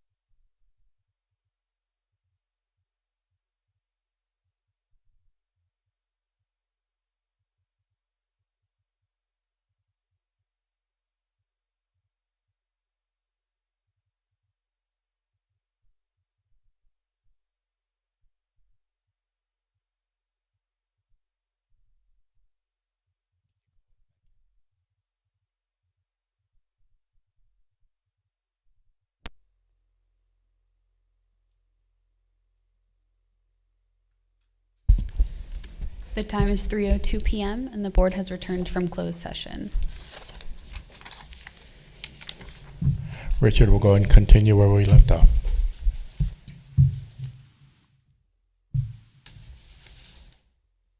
So this is a presentation of a proposed policy framework to address the current rent collection challenges that we're facing. And by a policy framework, we mean it's not a full policy. It's a framework that helps us frame the situation so that we can identify the root causes, identify why we're where we are today. We want to share some research and analysis that we've done regarding the situation, what others in similar situations are doing, and then share the proposed framework to move forward. The current challenge is that too many of our households are not paying rent and have built up a substantial balance of rent due. The root causes for this situation go back to the pandemic and the moratorium, the eviction moratorium that was put into place, and also includes limitations on our standard repayment agreement, limitations of our standard repayment agreement. Recently, a few days ago, HUD issued a PIH notice that changed how they score tenants' accounts receivable across the country, recognizing that TAR, as they call it, tenants' accounts receivable, are still not at pre-pandemic levels. So, they were hoping that by this year they would be able to go back to business as usual, but they're acknowledging that that's not the case, and that for this year they are changing the scoring system to reflect their expectations about tenants' accounts receivable across the country. So this is not a problem that's unique to us. It's something that is being experienced by not just housing authorities across the country, but also tax credit properties, as well as private sector markets as well, and that's what HUD has acknowledged. But there are some local tools that we can use to address them, and that's where the repayment agreement comes in. Before the pandemic and the moratorium, it was difficult for families to get too far behind on the rent. Standard procedures would intervene to make sure that that didn't happen. The pandemic and the moratorium made it possible for a large number of families to get behind and accumulate large balances. But for that, it would not have happened. Wait. Yes, sir. I was going to say, it gave them that ability because it told them to stop paying rent? Because there was an eviction moratorium that was put into place for non-payment of rent. So it opened the possibility for this to happen. It could not have happened without the eviction moratorium being in place. So that was for evictions. Why did rent collection stop? I mean, I understand, yeah, during COVID, some people lost their jobs and everything. The rent would have been recalculated. It would have been calculated to what they could have paid. It would have taken down the balances that were owed. But why did the rent collection, the moratorium to evict, yes, we understand that. But why were the rents not collected during this period? Why did notices not go out that you have not paid your rent, you need to pay your rent? During the moratorium, we continued to issue notices to residents, being late, being past due, and things of that sort. So we did. All residents, every unit, regardless of portfolio? Everybody that is late on rent, it's my understanding, receives a notice that they're late on rent. Right. And they did so then?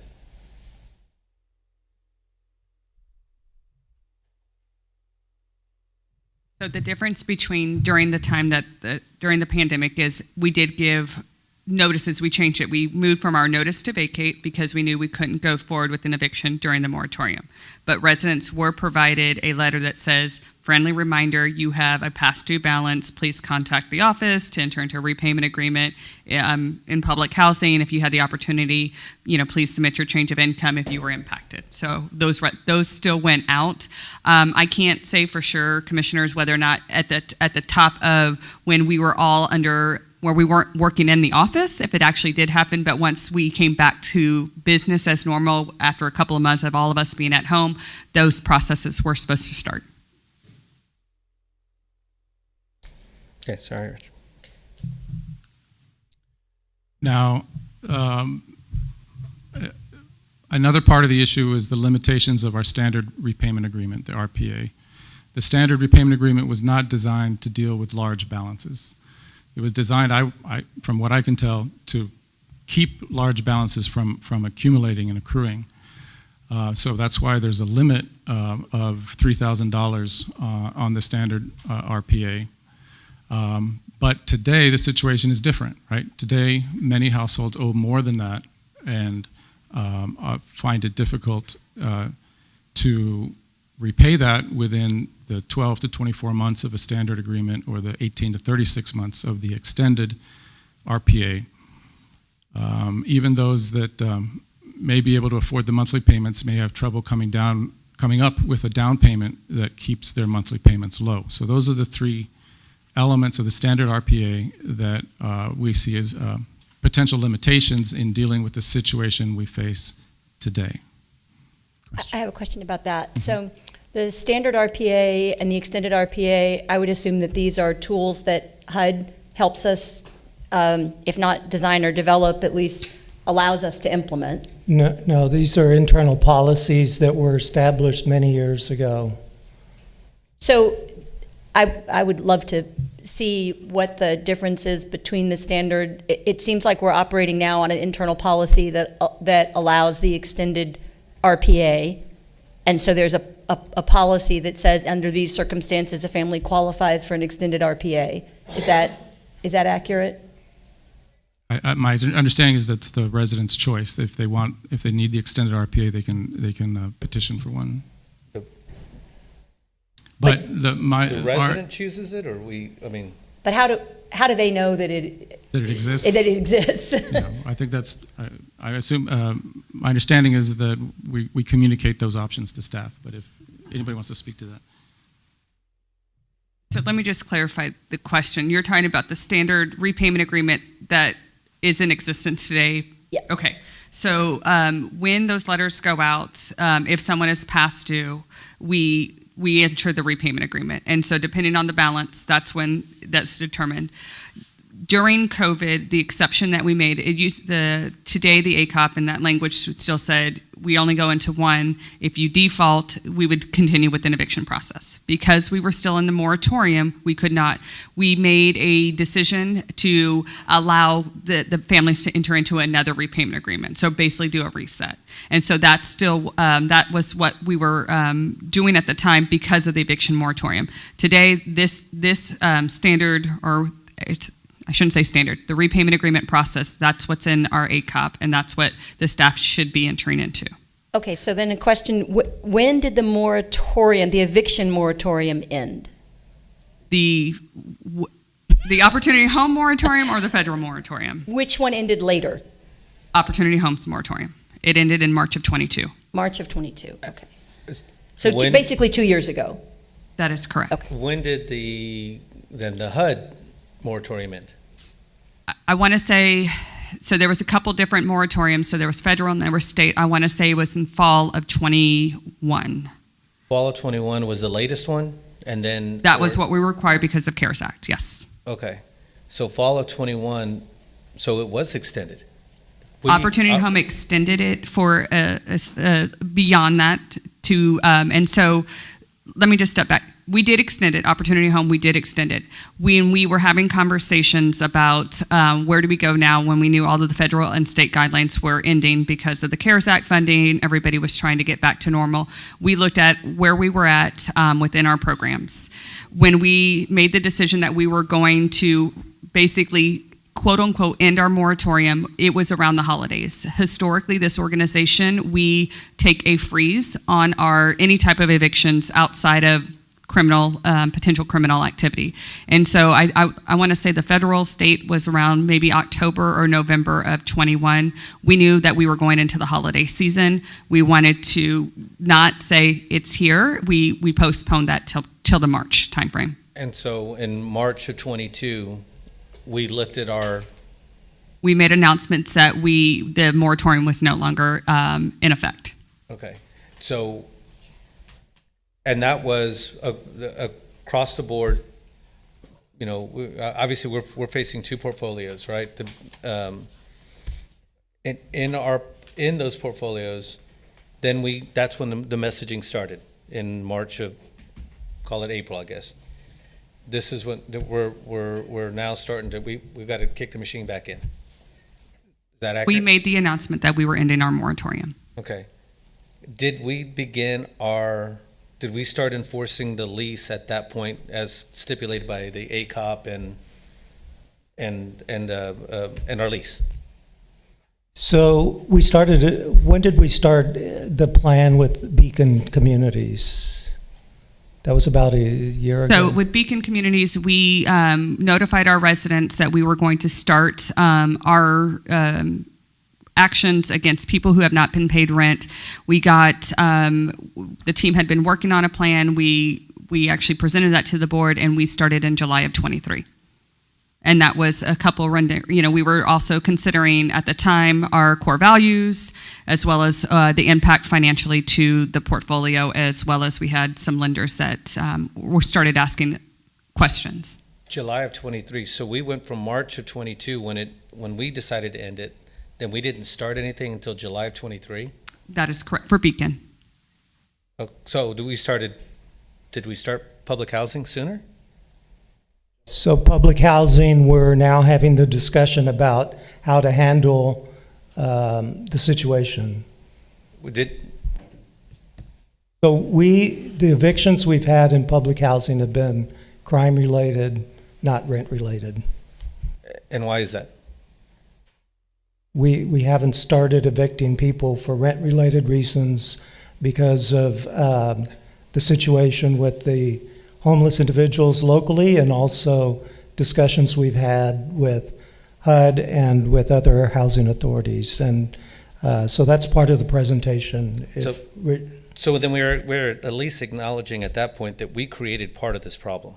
Because if that's the case, and again, we're dealing with delinquencies that are 1 year, 2 year, 3 year, 4 year, 5, 6+ years of non-payment. Right?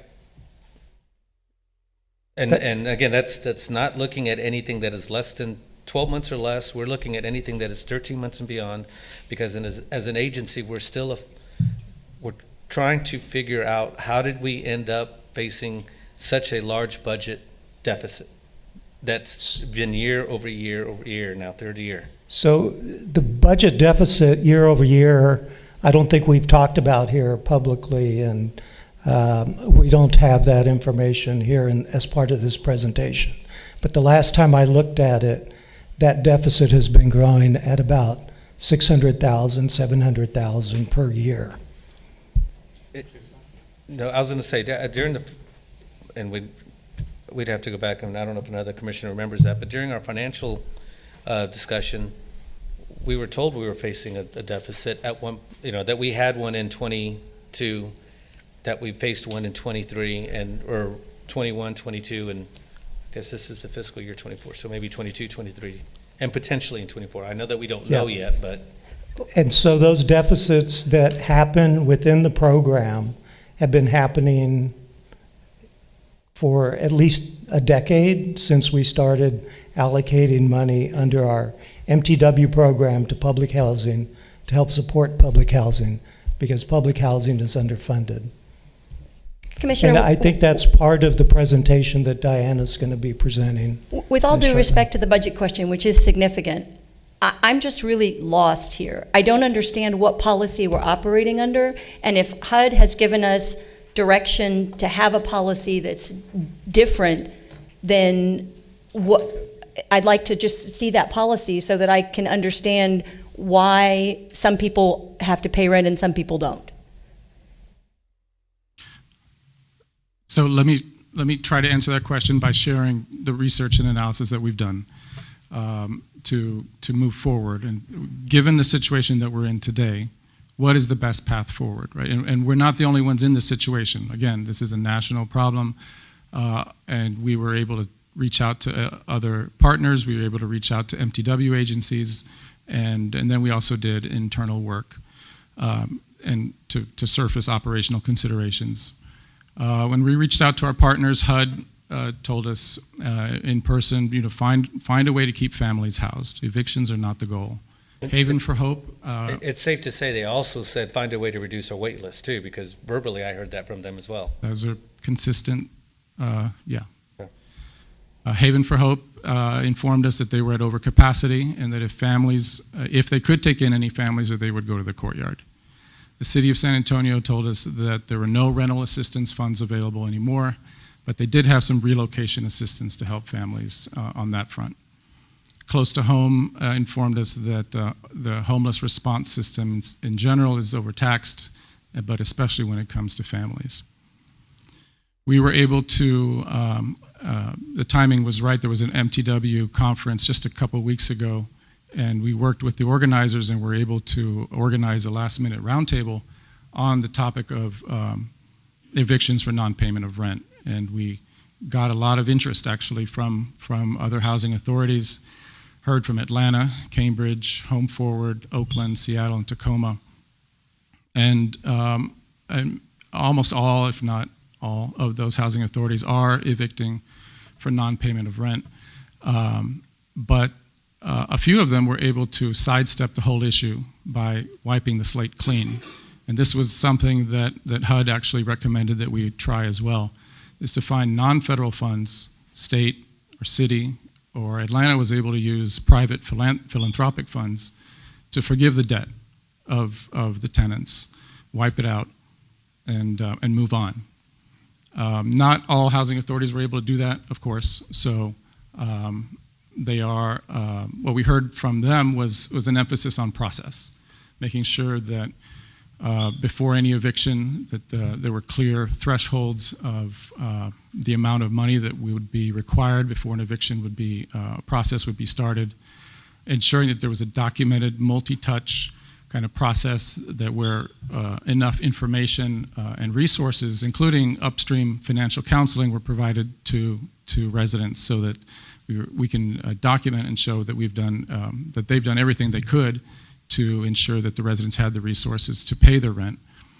And then we heard about various repayment agreement models. The 10% max of income was a common factor of the repayment models, but it also including an unlimited timeline to repay and no down payments. A question? Yeah, I have a question around the distinction between amount of money owed and months delinquent. I'm with all due respect to the budget issue, to me this is more an issue of whether our residents are respecting their lease, whether they respect building management, whether they take their commitment to be a member of our community seriously, and whether we're treating people fairly. And that's not conditioned upon whether they're paying $30 a month or $80 a month. It's conditioned upon whether they're paying the rent that they owe. So I would be much more interested in looking at the units that are more delinquent for time rather than just the units where the most money is owed. And I feel that a lack of respect for our community, for their neighbors, for the properties has got to manifest itself in other ways that are harmful to the residents who are paying rent. We can definitely look at working on that data and make sure we share that. I think the common goal that we heard from MTW agencies and partners, however, was, what are the effective ways to get residents to pay rent again? That's the goal, right? Get everyone to start paying rent again, get in the habit of it. That is, nobody disputes that. Everybody shares that as a goal. There are some operational and budget considerations that we need to discuss as well as part of this framework. Turnover costs are currently the highest they've ever been at an average of $5,000 per unit, and these costs accrue every time a family leaves a unit, whether it's from eviction or whether they just leave, right? This is the cost of making that unit ready for the next family. Occupancy drives federal subsidy. If occupancy rate falls, federal subsidy falls. And I have there's a whole nother slide on this. So HUD calculates its subsidy to us once a year on June 30th based on occupancy rate. In order to receive the maximum subsidy, occupancy for each of our AMPs, which are groups of properties that we would group them for asset management purposes, must be at 97%. For every 1% below 97%, we lose $336,000 of subsidy. For every unit vacant, we lose a little over $5,000 of subsidy. So occupancy is a huge consideration from a financial perspective. Question? That's fine, but we're worried about losing subsidy, so we allow people to live for free for 5 years, to not worry about losing subsidy, so we're losing rent and able to use that money to fund other projects that we need for our properties. The goal of this policy framework is to get households paying rent on a regular basis going forward. But, well, I was going to say, it hadn't happened, or, I mean, our fiscal year ends June. Did we not know this problem existed July last year? I mean, I would guess we did, since we did. So at some point last year and the previous year, certainly, we were still working with the city on rental assistance. They still had funds available. And so our campaign was to work with our residents to get them signed up for rental assistance. I don't know exactly when the rental assistance ended with the city. Brandy, do you have a recollection of that? They opened it up several times, Ed, so as money became available, so throughout, not just during the moratorium, but throughout, every time the city opened it up, we communicated to our residents, and so there's different time periods. I actually think they may have opened it up one time earlier this year as well. It's reopened back up, but it's for each district. So, and I think the issue with that is too as well, there's a cap. So if there's somebody trying to file for assistance and they're already 3,000 in the hole, they're not even eligible to apply for that assistance. So that is correct. I think they were capping at certain points, but I will tell you on the onset, there was not really a cap, and we did see a lot of our residents have the opportunity to catch up on rent during that time. There are two things, and excuse me, commissioners, for saying, get my words together here. From the priorities perspective, what we were looking for and how we identified particular issues and what set us on this course specific to the outstanding balances. Don't misinterpret at least my position in this. We're not there. The intent is, what's the plan? And it appears that we're just late to the game in creating that plan. When there's not a need for a new policy, there is not a need for an additional level of direction. To me, it seems our ACOP refers to a particular set of responsibilities, and our lease refers to a specific level of responsibility on both our part as well as the resident. Where did we go off track? And it's not the intent. It certainly wasn't the intent of creating these priorities that all of a sudden we've got to set down a course of action. We ultimately just want to follow what our responsibilities are as an organization, and it seems that a basic responsibility of a landlord organization is to collect rent. Now, in the spirit of compassion, we understand that there are some situations. So if you were to tier it between our two portfolios, then anybody that's 13 months and beyond, and that's sort of what we had looked at. I see the data, and again, it is, some of it is absolutely, not some, it's all, it's compelling, but we can't keep coming back and meeting about something. There has to be a way for us to stop the hemorrhaging, and that's got to be done quickly. And I think that's what we're trying to propose here. That's what this recommendation is stop the bleeding. How do we stop the bleeding? How do we get folks paying rent? again on a regular basis, right? I think the analysis is that the tools we've had up to now have been insufficient just based on the number of households that are behind on rent and the amount of rent that they've accumulated. The standard tools are insufficient. We need different set of tools, and that's what we're proposing, is a different kind of repayment agreement that helps us minimize the risks that we've listed and that keeps residents housed. The goal is to maximize the number of households that enter into the new repayment agreements, get them paying rent, minimize the number of evictions. Keeping residents housed is the best approach, not just for them, but for our finances as an organization going forward, as well as for the local housing system.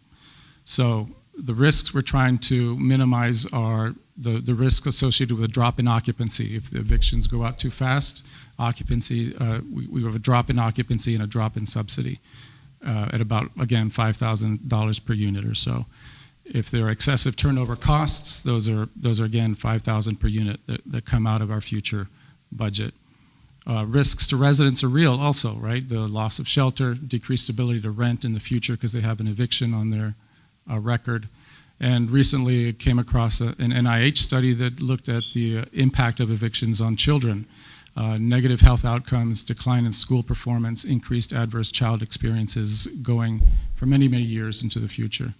But we also want to emphasize the risks to our housing system and to San Antonio in general. Our homeless population, increasing the homeless population on an overtaxed system today raises risks, not just to us, but to the medical system, the justice system. Haven for Hope estimates that the cost of caring for a homeless family is about $25,000 per family per year. So those are real costs that are borne not by us directly, but by our partners. Richard, you talked about RPAs, but what about these residents that staff has been trying over and over and over to get in touch with them, knocking on their doors, sending them letters, phone calls, and they just refuse to answer and want to enter into an RPA? And those are probably the ones that are at your highest level. You're still allowing them to continue to live? Let me speak to that. So, and maybe we'll just jump to that. So the new modified RPA would be a no down payment required, no maximum amount, no time limit to repay, minimum payment of $10 a month, maximum payment 10% of income, right? That's a great deal. If families refuse this new modified RPA, then they will be subject to eviction at that point. The goal, again, is to make it as easy as possible for families that may have had reservations or financial difficulties with the old RPA to enter into one today, stay housed, start paying rent right away. Can I ask a question? I'm just recognizing also that this is a public meeting format and not everybody has equitable access to information and what we're talking about. My brain always works in what, so what, now what? Like, what is the data? What does it mean? What are we going to do about it? Have you presented the data? Is that at some point in this presentation? I hear these I see the recommendations. They're the so what and now what to a what. Is the what going to be reviewed as context for this conversation? It can be. It definitely would be part of the full policy. This, again, is just a framework to help start the conversation, to highlight the key sort of tentpole issues that we think would drive a future policy. I think it's tough to look at a recommendation for a solution without looking at the problem first. So if there is data that we can ground in first, I would really appreciate that. The other thing I would name is 2 slides ago you mentioned risks for the whatever we do. And I think there's a blind spot in our risks in 2 areas. One, there is a sustainability risk for the organization if we do not act financially. There's also a culture risk in, tenants who are doing everything that they can and cutting corners. And I mean, our entire community in general is struggling financially. Like, there's nobody that's rolling around in money. And, we're talking about a community of most vulnerable families. And there are families and individuals who are doing everything they can to pay their rent. And there are others who can't. And then there might be others who can. and are leveraging a system that is allowing them to not pay. And so there is a potential risk in culture and just stability within the community. So I appreciate these risks. I don't know that we're actually naming the risk to the organization if we don't provide a solution that is, both caring and financially sound. I agree. We can add those for sure. I have a question for clarification. Can you help me understand what the recertification process is and when that occurs? So our families recertify. We've made some modifications throughout COVID, but I think our last MTW approval, we went to 3 years. And so when they come in to recertify, they bring in income support as well as whatever that's required. We recertify them, and then we submit that information to HUD. If a family has a change in income, can they request recertification and that will lower their rent? Every time they have a change in income, they can come into our office and request. And so that was also something that throughout the time during COVID, we reminded our residents, please come in if there was any type of change to your income, please come in and we will recertify you to, and we call them interim recertifications, and we will recalculate your rent for you. So if a family had certainly a level of income that was low enough to qualify for our housing assistance and then lost that income completely, their new rent would be based on that loss of income. We did not, during the pandemic, we did not expect people to pay based on income they no longer had. That is correct. We actually communicated, and the way the policy was, the way the policy is written is, if you lost your income, say April 15th, it normally would take effect May 1st, because but we were actually doing retroactive incentive to really encourage our families to come in, which was something that we sought a waiver for during that time as well. So let me ask one more question, and this is just from our website. So there's a description about recertification, and basically says you can go in, and these are the obligations that the resident has. You have to provide proof of income, you have to meet HUD requirements, provide Social Security, and then there's a line here that says not owe Opportunity Home monies from either the Public Housing or Section 8 voucher program. What does that mean? So I would have to look at what part you're looking at, but what that may be is during our eligibility criteria when we are pulling families off the wait list. That is one of the criteria. If you owed funding to public housing but you were called off of Section 8, you would have to pay that balance in full. Or what we also do is enter into repayment agreements for those families. And that doesn't apply to recertification? That does not apply to recertifications. Recertifications, the amount it still is on their balance. They're still some of our residents. So this would just be something that they would need to pay prior to basically switching from public housing and going into the Housing Choice Voucher Program. So if you're delinquent on rent, you can be recertified? Yes, sir. We have an obligation to HUD to make sure we're recertifying our families. Now, there is obviously a lot more, but yes, we want them, if they're not recertifying, then we could also give them a notice to vacate for non-compliance. Thank you. Mm-hmm. So I'm going to go back on that certification, sorry. We give them a notice if they didn't come back in to recertify. That we send out for all of our families that have to recertify. So obviously it's monthly. We send them a letter to come in, bring in all of what they're required. So their income verifications, any assets, everything that's required for a recertification. They have to come into the office, meet with staff, and then we process that. We recalculate whatever their new rents may be. It could go up and go down just based off of the situation. And then they're submitted a letter. So that's how the process. It sounds really easy, but sometimes we still get some delays on that as well. Okay. Oops, wrong way. So I think there's just a few additional points here. One is that consideration of starting the outreach for the new repayment agreement option, starting with households that are most able to pay. So these are using AMI as a way to identify those households. So extremely low AMI are households that earn less than 30% of the area median income.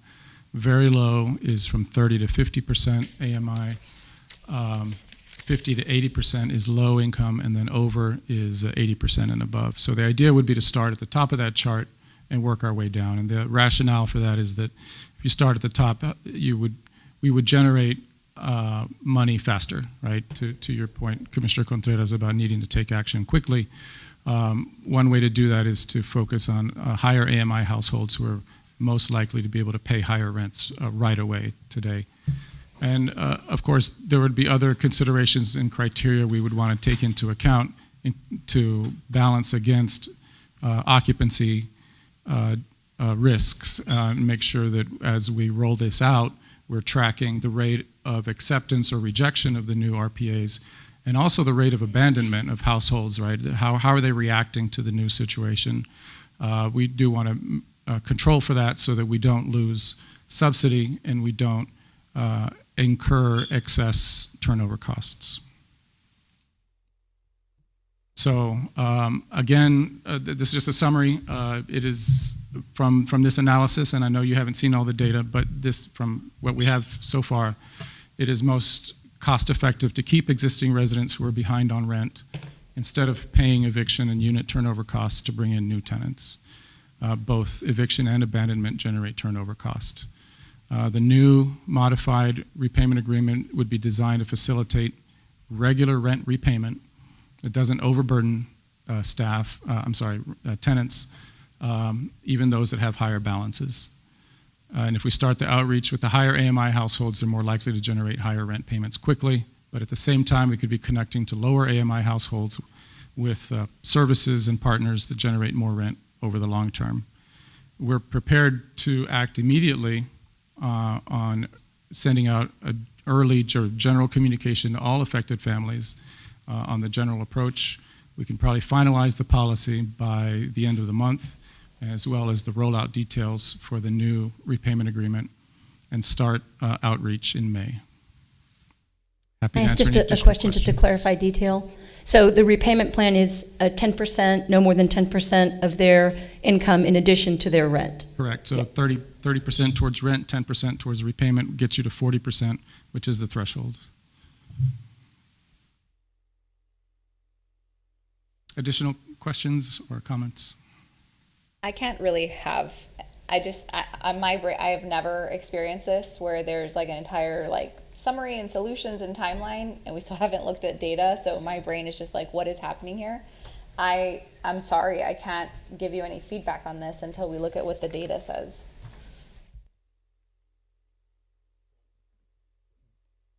I would concur with that, and I'm afraid that our website does say that during recertification, tenants are required to show that they don't owe funds. So I'm unclear as to what policy is in place, what HUD wants us to do. I feel like I'm kind of at a loss here, and I also think that some of the discussions that we've had have really not been about families that are 90 days or 120 days behind, but folks who haven't paid rent in 2 or 3 or 4 or even more years. Yeah. And I think that's the group, again, it's not the money that's owed, it's the number of months that, and again, the money is important. I'm not saying I'm not being sensitive to that as a budget, but I think that's been covered as a budgetary issue. And what makes us think that someone would start paying rent now if they haven't paid for 5 years? Yeah, again, just by reviewing the recommendations about the no down payment, the $10 a month, the no time limit to repay, they've had that opportunity. They have not. That has not been an option for them. The standard repayment Can agreement. we look at the data and then have this conversation? Well, is that possible? This one's on the slide. I mean, this like, is the standard RPA. For the standard RPA, you have to pay, depending on how much you owe, between for 12 to 24 months. You have 12 to 24 months to repay.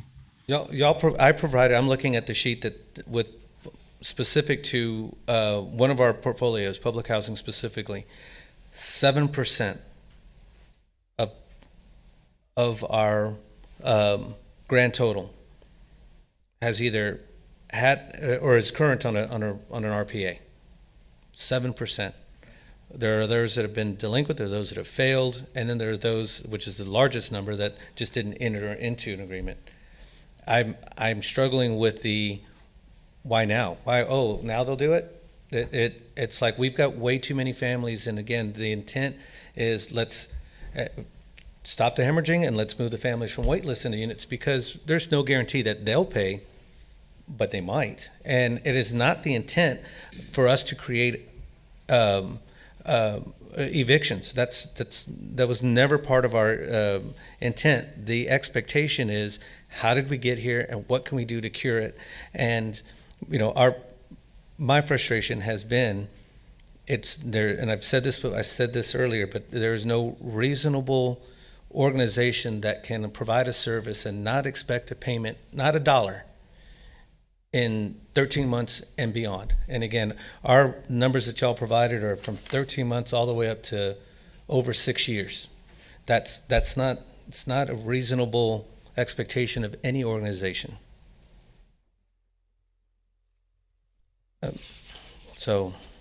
And again, I don't, commissioners, that's up to you guys down. I think with the comment that I don't feel like I have enough information to understand how we got here. I really don't. So from what the explanation was that Ms. Pettis provided, if you lost your job during the pandemic, you could come in and say, I have no income, and your rent would be reduced significantly. And so did that process happen? And if it didn't happen, why not? And so if we gave people the opportunity to come in with their new circumstances and to have a greatly reduced rent, and they didn't take advantage of that, then why didn't we catch that years ago? So I would like to have an answer to this, and if the answer is no, I would appreciate the straightforwardness of we're not looking at that today. We are having a public meeting, and we're talking about information that has not all been made public yet. The data on what you have access to and what you have access to and what whoever is listening is aware of, do you have a presentation on the data that says, this is the data that we're talking about, this is the problem that we're talking about, here is how we have sliced it, here is what we're thinking about doing, here is where we need board approval? Is there data that we're going to go through today? Because what I'm personally feeling very uncomfortable about is that we are having a roundabout conversation in a public meeting and we are not publicly sharing data. Strongly support that statement. So, one second, Richard. So I have an understanding, so we can have our teams go back. I want to address Commissioner Powell's first. So we can definitely try to look at all of the interims that were processed during a certain time frame, and we can go back from March of 2020, which I think that's where we could all agree that's when COVID hit, right? We can definitely see how many of our families from March of 2020 to even up to April 1st, if that's the date that we're using, to look to see how many families came in and said, I have a change impact due to whatever, job loss. So we can pull that data. Commissioner Contreras, I'm trying to understand, because I know we did share some data, and I know Richard's team has put some data together. So I want to make sure that we're addressing, because I hear you, right? We have talked about this in a roundabout way. I know Richard did share some demographic data, but specifically, are you looking for ththose charts that were sent out to the board? That's what you want to see. And it would be great to look at, we're not supposed to, this is great, thank you for sending it via email. We're not supposed to have a conversation via email, and we're supposed to look at data here in this public space. So that's what I'm lifting up. I think this information is really great because it shows, this idea of who all are we talking about? To what extent do we have unpaid rent? There are some folks who are like in the 90-day mark. Okay, that's 3 months. There are some folks in the 5-year mark. That's pre-pandemic. And so it would be a great opportunity for us as a board to do our diligence with the team in partnership and look at, here's the data sliced in the way you all as a team are looking at it from an equity perspective, from a years of delinquent perspective, and I even hate using that term, but like whatever term you use to say folks who aren't paying rent, right? Then from that, understanding what has the organization done so that we can sparse out between like, these are families, they are trying, they are on a payment plan, they're exercising all of we have tried, these different various points to make this an accessible, process to them, considering their circumstance, and this is how we have compassionately dealt with that. These are the folks who, they're not on a payment plan, they don't return our calls, they're not, whatever the list is of like, this is urgent and critical, and this is the area we're focusing on, and here are the things that we want to do. Like, I love all of this. This is great. I'm having a very hard time engaging with it because I don't have the context of the data. And even if I did as a board member because I saw it in an email, I don't feel comfortable about the fact that we aren't discussing this transparently. And honestly, like, this is a citywide problem of which the burden is falling on this organization. There is some burden that we will take and should take by the nature of the type of organization we are. There's also some trade-offs that we should name publicly so folks know how this board is making decisions in support of and in alignment with the team. And we also have to work on the area of like, hey, and we also can't not act in certain areas. Here's how we're thinking about responding, communicating that to the city, communicating that to partners in advance, right? And doing things the right way where we have to make difficult decisions, which are not going to be popular, and we all wish we, could make. We're not Atlanta and don't have funders who are just going to solve this problem with us. So that's what I'm really feeling anxious about, if I could just name what's happening in my body. No. And I'm trying to be a strong partner, and I feel like I don't have the information necessary to show up as a powerful partner with you all. Thank you for that. But in relation to the different portfolios, and I know we asked for it, and thank you for providing it to us. As I went through it and tried to sort of do my own analysis on there, in the Beacon portfolio, correct me if I'm wrong, it's about 6%. So we're not identifying thousands and thousands.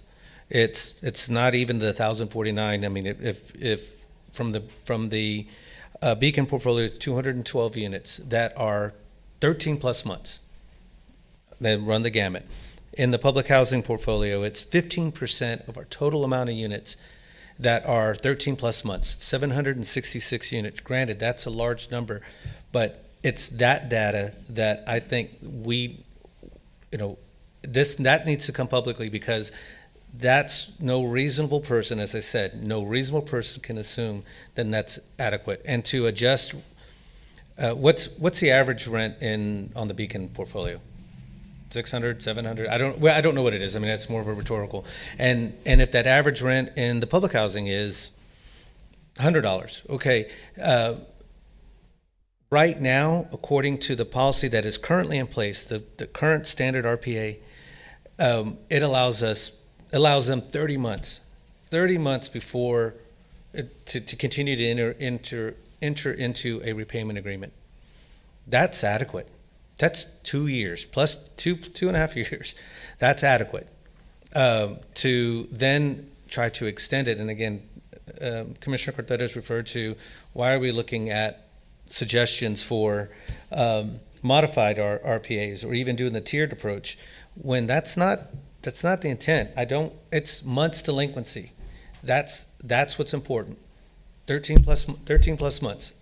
That was the plan that we wanted to see, and I don't believe we need a new policy. I think what we need is, let's affect the change with what we have in place, and we can approach it from a compassionate standpoint. Clearly, we already done that. If we extended the moratorium on our own from fall of 21 to March of 22, there are things that we can do, and I assume there was board approval or whatever mechanisms y'all allowed back then.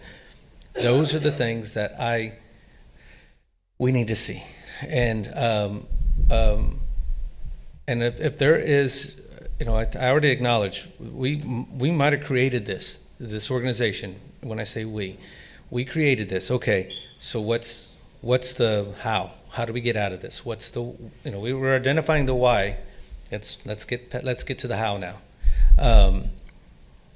But it does not seem reasonable to see for us to continue on the current thing, where we're not even, since July of '23, we didn't even go after even a particular segment of our portfolio. That's, you know, and I was on the board then, so shame on me for not finding that sooner, but we're seeing it now, so. Understood. And Commissioner Contreras, I apologize. I know that the request was to send out the data. I should have added it to this presentation. Lessons learned not doing that, because I do think it's good data, and to be, to your point, right? I want to see that. The public deserves to see that, the staff in the room to see. So I will take responsibility for trying to get that out to you guys and failing to put it on the presentation for today. So we will make sure that it's updated. I think we meet here in a couple of weeks, and so we can make sure that that data's on there.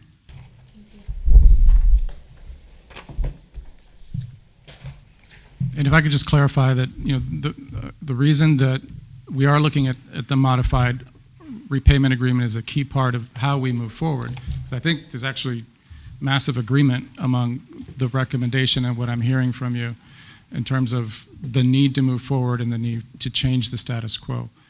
But the modified repayment agreement is necessary and critical to that in order to avoid the excess costs associated with turnover. I mean, that's it in a nutshell. The risk of having too many families turn over, whether through eviction or abandonment, is a direct hit to our finances at $5,000 per unit, and plus another $5,000 if it happens before June 30th and HUD dings us with a drop in subsidy. So in order to avoid... When you do the analysis of financial impact, can you put it all together? That's just like those two pieces are important, and, looking at, like, it could be very easy to say that, right? 1 + 1 = 2. But if normally those, those spaces have a annual turnover rate, which would have costed us $5,000 times 5 years, we're already saving money because we're only doing it once, right? Like, yes, I hear those two data points, and I think we need to be careful about the quick conclusions we're drawing on the actual cost versus like the picture altogether. I just want to add, and I know that there's a large number of our families who will be long-term public housing residents. Primarily, those are not, from the data I've seen, the families that are most impacted by loss of income during the pandemic. Other families, I think we kind of want to see turnover in units. I think that our designation as a moving to work agency implies that we want families to get on their feet and move out of our units and move into the market. And so I'm a little anxious about adopting a policy that would be geared towards perpetuating, avoiding make-readies. I do understand the issue of let's not lump everything all in the month before we have a big issue. Like, I get that. And I get, again, that this is the 5th time I'm going to say this, that is a financing concern. I'm just worried as a board member that I feel like our obligation here is to make sure that we understand the policies, that the entity is operating according to the policies, that we're in compliance with what HUD expects of us.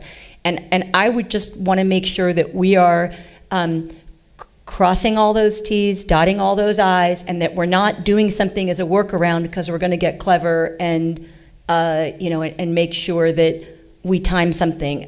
I want us to be transparent and open, and sometimes if there's something buried, you have to uncover it, and it hurts for a little while, but you then have to really get a handle on it. I think that's what we're trying to do. And just to be clear, I don't think anyone in this room wants to do anything other than that. I think we all have exactly the same goal. And really, for a lot of us, like, the last 4 years have been terrible. So how do we make it better? The best we can, not only for the folks who are in the units now, but for the folks who have been waiting 4 years to get into a home for them and their children.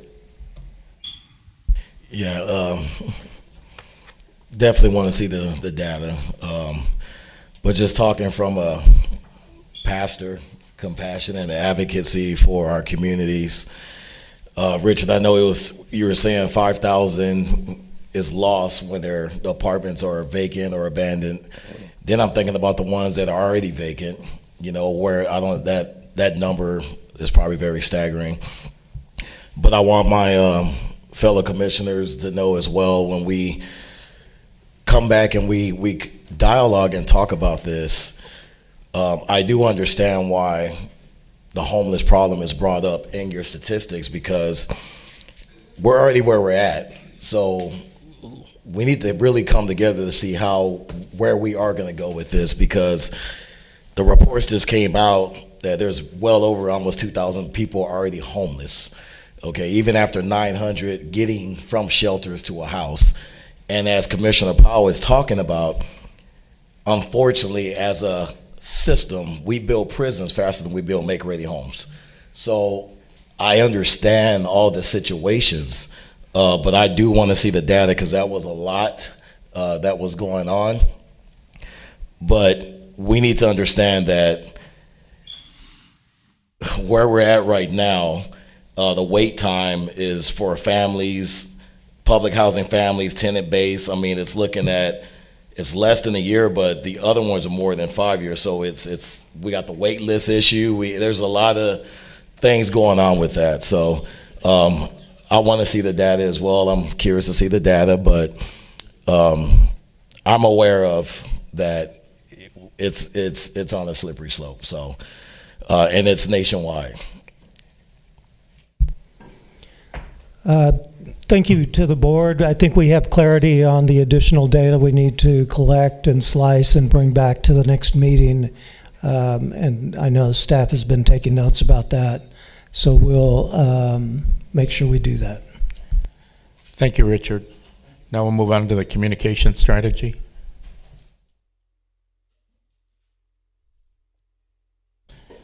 Michael. Good afternoon, commissioners. I just want to kind of give highlights from our last presentation, or my last presentation, in which we talked about how we communicate what we're doing as an organization. And I know there's a few commissioners that were not here during the last presentation, so I just want to give key highlights of what I said last time. And I think I was trying to emphasize last time that this is really more of a relationship plan than a communications plan. Relationships are everything, and I want to reference back to a few minutes ago what Commissioner Contreras said. It's transparency. Transparency leads to a solid public sentiment, a reputation that leads to good relationships. Relationships lead to partnerships. Partnerships lead to resources for our residents and making this organization strong. So this is as important as funding or anything else we've discussed.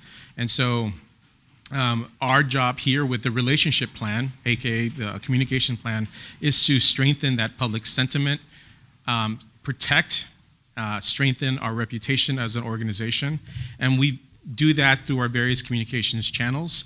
The last point here on the slide is really the funding advocacy efforts, is really to draw funding to this organization and to our families. And so on the local level, we are going to move forward this summer with bringing our city council members to our properties and to their districts. There's a disconnect, right, with them not understanding the families who reside in their districts, the properties that are in their districts. So we're going to do a full tour with each member to make sure that they fully understand the families who are their constituents, and there are families, but we're working for the same families. There's something to be said when you're facing a family member face to face, and it humanizes the story. So it goes beyond a press release, it goes beyond an op-ed or a TV interview. It humanizes this story. So we're going to do that. We've done it at an ad hoc basis previously, but we're going to make a concerted effort to reach every one of the 10 council districts. That's going to happen alongside with our Texas legislature as well and our House reps, and to make sure that they canvas and they understand the properties in their district as well. They do it on their own for the most part with our coordination, but we're going to make a concerted effort to make sure council, state legislature, and the congressional office meet and hear the stories in their district of our families and see the properties that are in dire need. Again, it's easy to make a request, whether it's through a housing bond or a congressional request for funding, when there's not firsthand knowledge of the dire need for our infrastructure to be improved and to expand housing opportunities. So on the local level, we'll proceed with the council tours. As you may recall, last fall, we worked with the council to be included in their budget for the first time with the Accessibility and Modernization Fund, which was about $1 million in funding. We had requested $3 million, but since it was a new mechanism, they were cautious. And so our role now is to ensure that we spend that money wisely across the city. So when we approach them again in a few months for the FY25 budget, they can see that we've used those resources and we've used them in their districts. So we're going to make a concerted effort to lead on that and to deliver. On the state level, we know the 89th session is upon us in a few months in January. All the work is actually happening now up until October. We know that the Lieutenant Governor, Patrick, has announced in the last few days that he wants to approach affordability, housing affordability. From their perspective, they see housing affordability from a property rights, home ownership perspective. He also has alluded to changes to zoning and to ways cities use property. So we're not sure where this is heading, but we want to make sure we're ahead of the game and not wait to be reactive in January when members introduce new bills and we're reacting versus being proactive in helping shape those. And so I know we're working with our housing chief housing officer in the city and other housing partners to kind of brainstorm and figure out how we approach it as a collective, right? If we speak it with one voice, it's so much more effective versus each organization speaking separately. So that's on the state level. On the national level, as of this year, we've received about $10 million in community project funding from our various congressional Bexar County delegation members. The House has not announced its FY25 CPF guidelines. They anticipate it happening any day now. We will be submitting, I think the maximums are about $2 million per member, so we'll be submitting up to $6 million for CPF funding that will directly benefit our families via infrastructure improvements. So from the local, state, and national, we're really engaged in trying to bring additional resources to our organization. So just want to provide that update from the previous update I provided 2 weeks ago. But of course, all the other channels that you see on the screen there, everything from ongoing communication with our elected officials to streamlining our community relations function to strengthen it, to make it robust, is an ongoing project and work that we're engaged here at the organization. And of course, the ongoing communications work that we do on digital, legacy media, and every other channel as well. So again, to summarize, the goal of each of these tactics is ultimately to protect the reputation of the organization and to make sure that this communication plan is really a relationship plan that helps strengthen that public sentiment and makes the organization stronger. So that's the goal of this plan. And with that, I'm happy to answer any questions. So, and we might be getting in the way, but I have a quick question about those district tours. Would it be at all possible for a commissioner to attend any of those tours, since I haven't really had a chance to tour our properties myself? Absolutely. We'll make sure Marissa gets the schedule out, and we would more than welcome the board to join those delegations. That'd be great. Thank you. And we're good. Any other questions? Thank you, Michael. Thank you. Other related topics?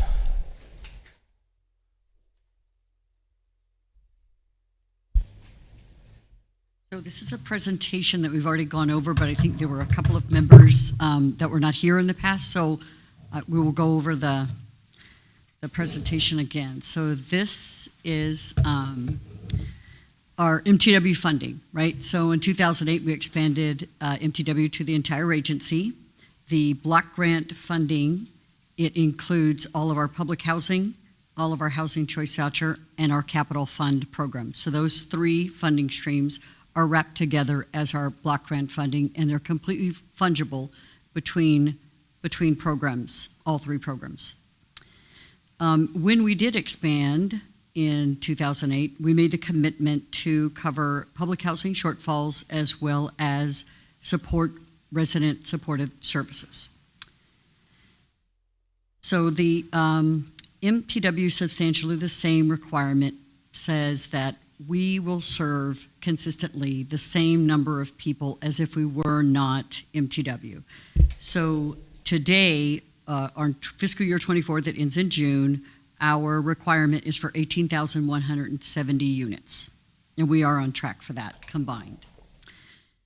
The calendar year 2023 funding received from HUD did cover all of the three programs themselves, as well as provided some additional funding for other affordable housing for some of our partnership properties, as well as some of the Beacon properties, right? And did cover our resident services component as well. And 2024, our projection is so far that it will cover the three programs, public housing, Section 8, capital fund, plus the resident services, but unfortunately in calendar year 2024 funding, probably won't be able to provide additional funding to, third parties, possibly, gap financing for development or for the Beacon properties because of what I'll show you on the next slide, essentially. Because the impact of the housing choice voucher payments has been fairly significant. Over the last year itself, there was an increase in HAP of $13 million. The increase is, go to that slide since we covered that now. You could see that pretty historically we were looking at just inflationary type of impacts, right, to our average HAP costs that we're paying to landlords. These are payments to landlords. In 2023, there were significant increases to the payment standards, and that was to provide adequate rents to landlords, as well as providing a choice to those residents with those housing choice vouchers in their hand so they could shop and find a place they want to live. And this was the impact of it. We believe that the projection for the 2024 calendar year for continued increase in average HAP is going to be about 11%, which is a combination of increase in rents as well as increase in market, because any landlord at any point in time may not be at the top of our rent schedule. They could just be somewhere under, and they can come in and say, I want you to look at my rent, it's inadequate, it's not what the area is supporting, and we would have to increase that landlord's rent. I have one quick question. Is this problem, has it been ameliorated or exacerbated by the small area fair market rent adjustments? Well, I think I'll let Brandy handle that, but small area FMRs have been around for quite a while, and this really started pretty much just around 22, 23, so. Okay. Right? Yeah. You agree? You want to talk? I really don't want to talk, but Diana knows this. She works with me every day. She is absolutely right. I think most of what we're seeing is the rental market's gone up, and landlords are saying we need the rent now. We did, during COVID, we kind of restricted the rental increases, and as soon as we kind of lifted that, they came at us. And do we think that the cooling market with the drop in occupancy is going to, okay. I've heard stay alive till 25, so that's us too. All right. Crossed. Okay. So then another stressor on our finances are these increased public housing service levels, which are, I'm sure, make the lives of our residents easier, but they do add stress to our budget, right? So there's an increase in maintenance staffing. There's been an increase in security service over time. That's a combination of increased fire watch and just increased requests from property management staff for additional services. There are increase in pest control. I believe we went from a monthly type of or a quarterly type of service to a monthly type of service. We've also expanded the number of rooms that are getting pest control on a regular basis. There's been a significant increase in garbage and bulk pickup. A lot of these things, came out of resident complaints, as well as resident who are our residents and other residents of the city, basically complaining about these types of situations happening. There were another expense that happened during this past year is there were some beautification projects done by Joel and his team at the public housing properties, which have, again, I guess added additional cost, but also made the residents' lives better, right? So it's a trade-off, right? And then also, Joel has increased the resident events being held at each property to once every quarter. Diane, Yes, sir. pest control, you said we increased the amount of rooms within the... Yes, that's my understanding. So is that why? Because I hear this and I've seen it. They only do like the kitchen and the bathroom, and they Yes. don't do the rest of the apartment? That's where I believe we started was rooms with water, and then now that it's been expanded. Okay, because I only still see them going like kitchen and bathroom. Oh, just the two? Yes. Okay. Thank you.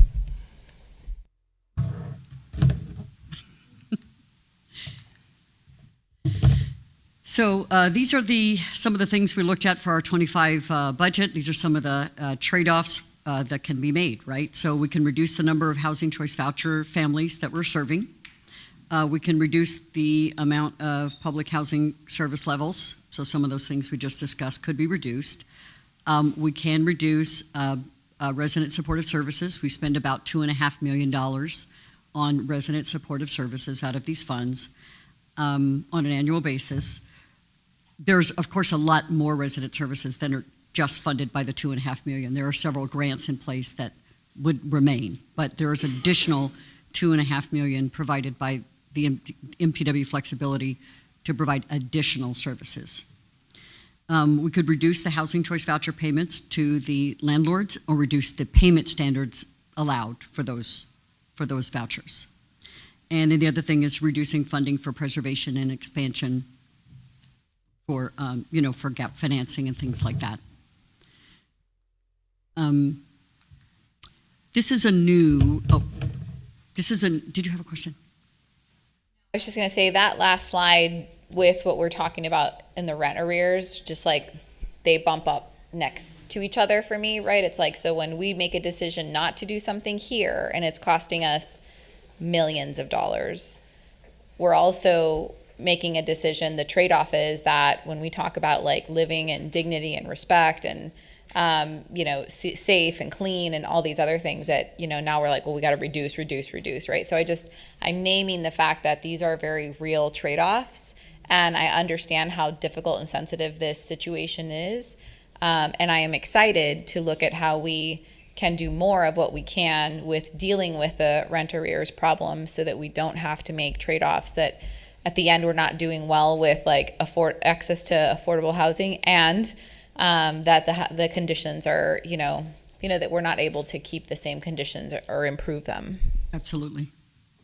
So this was a request by the board chair to show the historical uses of our MTW funds for public housing. And you could see, I went back to 2015, you could see that in the gold highlighted, that you could see that pretty much it's consistent about $4 million until you get to post-COVID, and you could see it starts sort of creeping upwards there, and 22 being 7 million, then it jumps pretty drastically in 23, and then that's as of February 24, and I think we know that we'll be looking at least $18 million through June. And then I believe there was a request to understand funds earned through development, so I just wanted to review the cash report. So this is the cash report that I provide on a quarterly basis. Yes, sir. Go back one slide. Sure. And Oh, maybe she's this gonna is have to change that for me. Yeah, maybe this is a question. So we're transferring our NTW funds to the tune of 12 last year, 7 the previous year, 3.5 over to public. Am I understanding that correctly? So we have an MTW fund block grant, so Right. even though HUD still tracks it as different components, for us it's one piece, and we're using that much more than the HUD formula for public housing. In part because not only are we being underfunded by HUD, but we're also because we're not collecting rents. And that is impacting it, but the biggest impact is the additional services. And the historical underfunding by HUD. I mean, our funding is around $440 a unit, and no one's operating affordable housing at $440 a unit, so.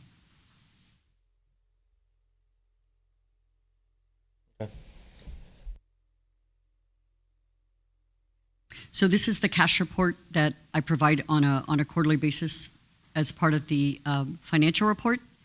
And you can see if I do provide all of the lines of business funding, right? So you could see we start with central office, I go through public housing, and then there are some footnotes there. You'll see 1 and 2. So I want to show you the cash that is shown for financial purposes as unrestricted, but is obviously restricted by HUD. So, right, I can't go use public housing money to build tax credit units, right? So, but the development funding dollars are 3 rows up from the bottom on unrestricted cash. So you'll see there's development activities for other, and then there's development activities under Las Vadas, which is another corporation we do development under, and then there is development activities under the San Antonio Housing Facility Corporation. And you can see those balances over there on the right-hand column. So in the past few years, we have generated quite a bit of money on some re-syndications and, of course, developer fees. Really no more money from ground leases anymore. There's usually not any cash involved in that, but and then bond issuance fees. I just want to thank you for this. This is so helpful to me in my understanding of the different entities that we have and how they're related, and particularly the indication of what, although it's listed as unrestricted from a financial statement perspective, what actually is dedicated to different uses. So this is extremely helpful. Thank you. Absolutely. And I think what I'll do next time is maybe group it together for you by our line of business. And if you're ever interested in going through our financials, I'm available to review that with you anytime. So Diana, this was dated December 31. I think we closed one deal since then, the sale of one of the Lynn properties. That's actually in there. It's in here, Right. Okay. Yeah. That's actually, I mean. No. No. The labor's in there, right? Yes, sir. This is just from development. No, it's not, because it also includes. Just the 3 lines? Can you? Sorry. The 3? Yeah, so the 3 3 rows up, so the ones that say development activities, the 3 that say development activities under facility, SAHFC, that's a facility corporation, Las Vadas, and then other entities. So those 3, that 4.6 million, 2.5 million, 9.7 million. Should have highlighted that for you, I'm sorry. And then you will see some development activities under restricted, and those are completely restricted for Section 8 and Section 9 uses. Those were funds that originated from public housing or the sale of public housing land that you go through the special application center, and they have to approve every use of those funds. So those are. So to make sure that I'm clear, with regards to development activities under the cash section, under the Housing Finance Corporation, Las Vadas, and so on, that's when we get more involved with development, then we see more lines, we see more monies going in there, correct? That is correct. Okay. This is really helpful because I feel like every time we've talked about like how we can use development as a money generator, what I hear is that it's not a lot of money. And I'm like, this looks like a lot of money. I will say that there were some deals done a couple of years ago that brought in a significant amount of money. the more current deals we're seeing, it's getting really, really lean. And even the developer fees that are promised to be paid, they keep being deferred, right? So when the equity contributions are happening, they happen on time, but what's happening is that instead of them paying 25% of your developer fee, they're getting pushed out to construction costs. So we're seeing those recalculations pretty much consistently in the deals that are happening right now because of interest rates. And, these were conceptualized, in 2020, 2021, and then they come to reality when interest rates, are now at 5 and 6%. I mean, Costs are up, construction costs. Everything is up, yes, so it's, yeah.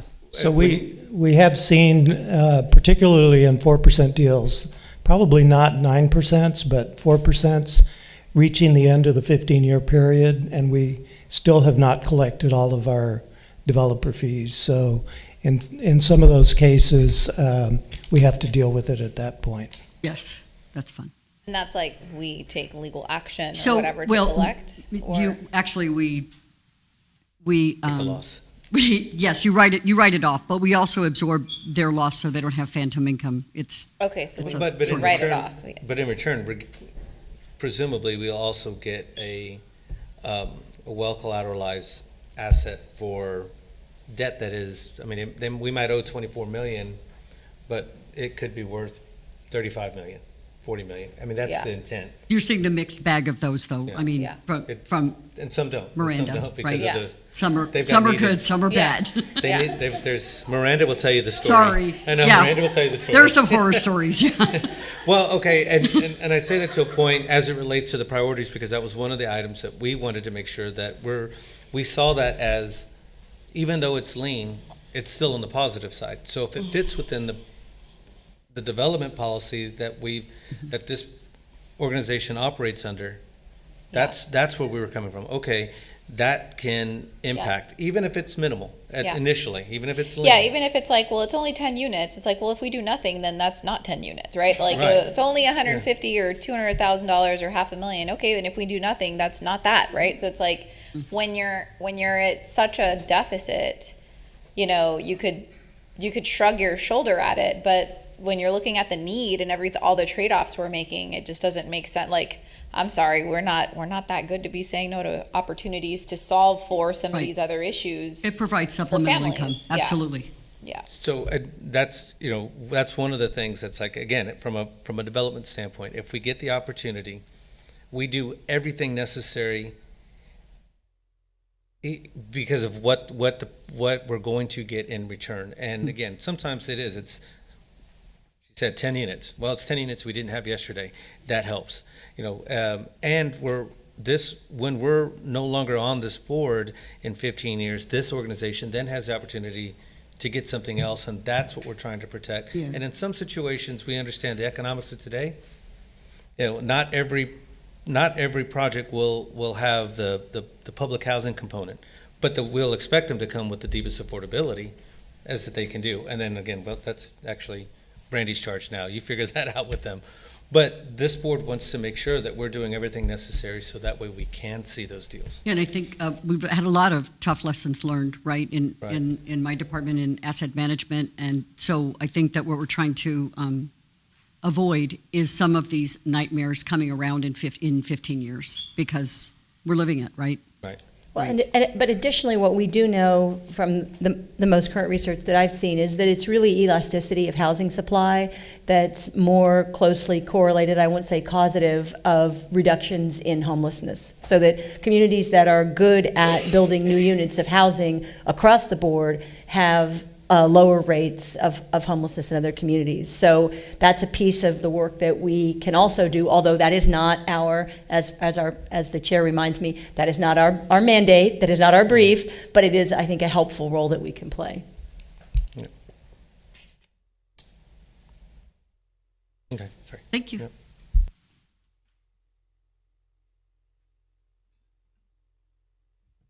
All right, for this section, we want to describe how the strategic plan is changing to reflect the 5 priorities. So the 5 priorities, I may have written them here a little differently. They're in the agenda. There's an extra comma there. Development partnership, voucher strategy, maintenance and resident safety, past due rent, wait list and communication strategy. I'll be sure and synchronize that language with yours, Muriel, in the future. Summary of changes to the strategic plan. We're adding 1 new subpopulation, residents who are behind on rent. 3 new outcomes for that subpopulation. 1 new outcome for waitlist households, and 1 new metric in the monitoring dashboard, revenue generated. So overall, these changes are happening in the strategy and tactics section of the strategic plan. Our vision, our mission remain the same. We have, if we look at the priority populations that are called out of the strategic plan, we've had residents and potential ELI residents, employees, and community were the populations that have been part of the plan.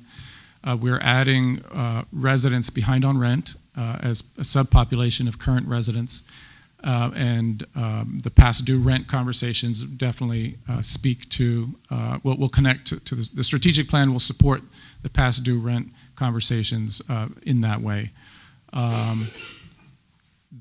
We're already set up to support development, partnership vouchers, maintenance and resident safety through the current residents, wait lists through waitlist households, and the community through the communication strategy. I think the interesting thing.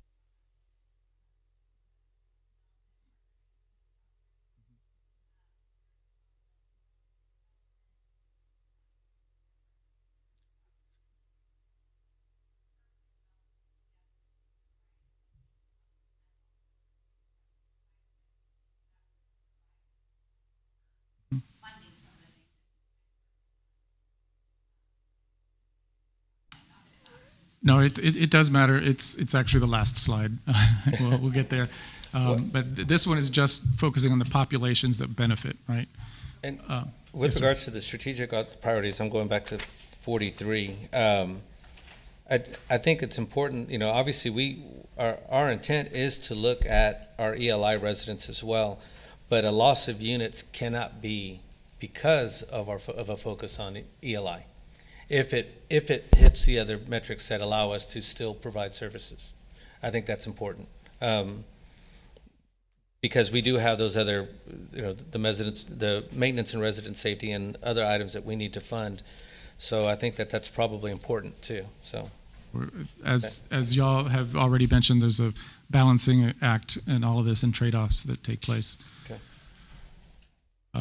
If we look at the resident outcomes, these are the outcomes that have been part of the strategic plan. They're on the left part of the slide.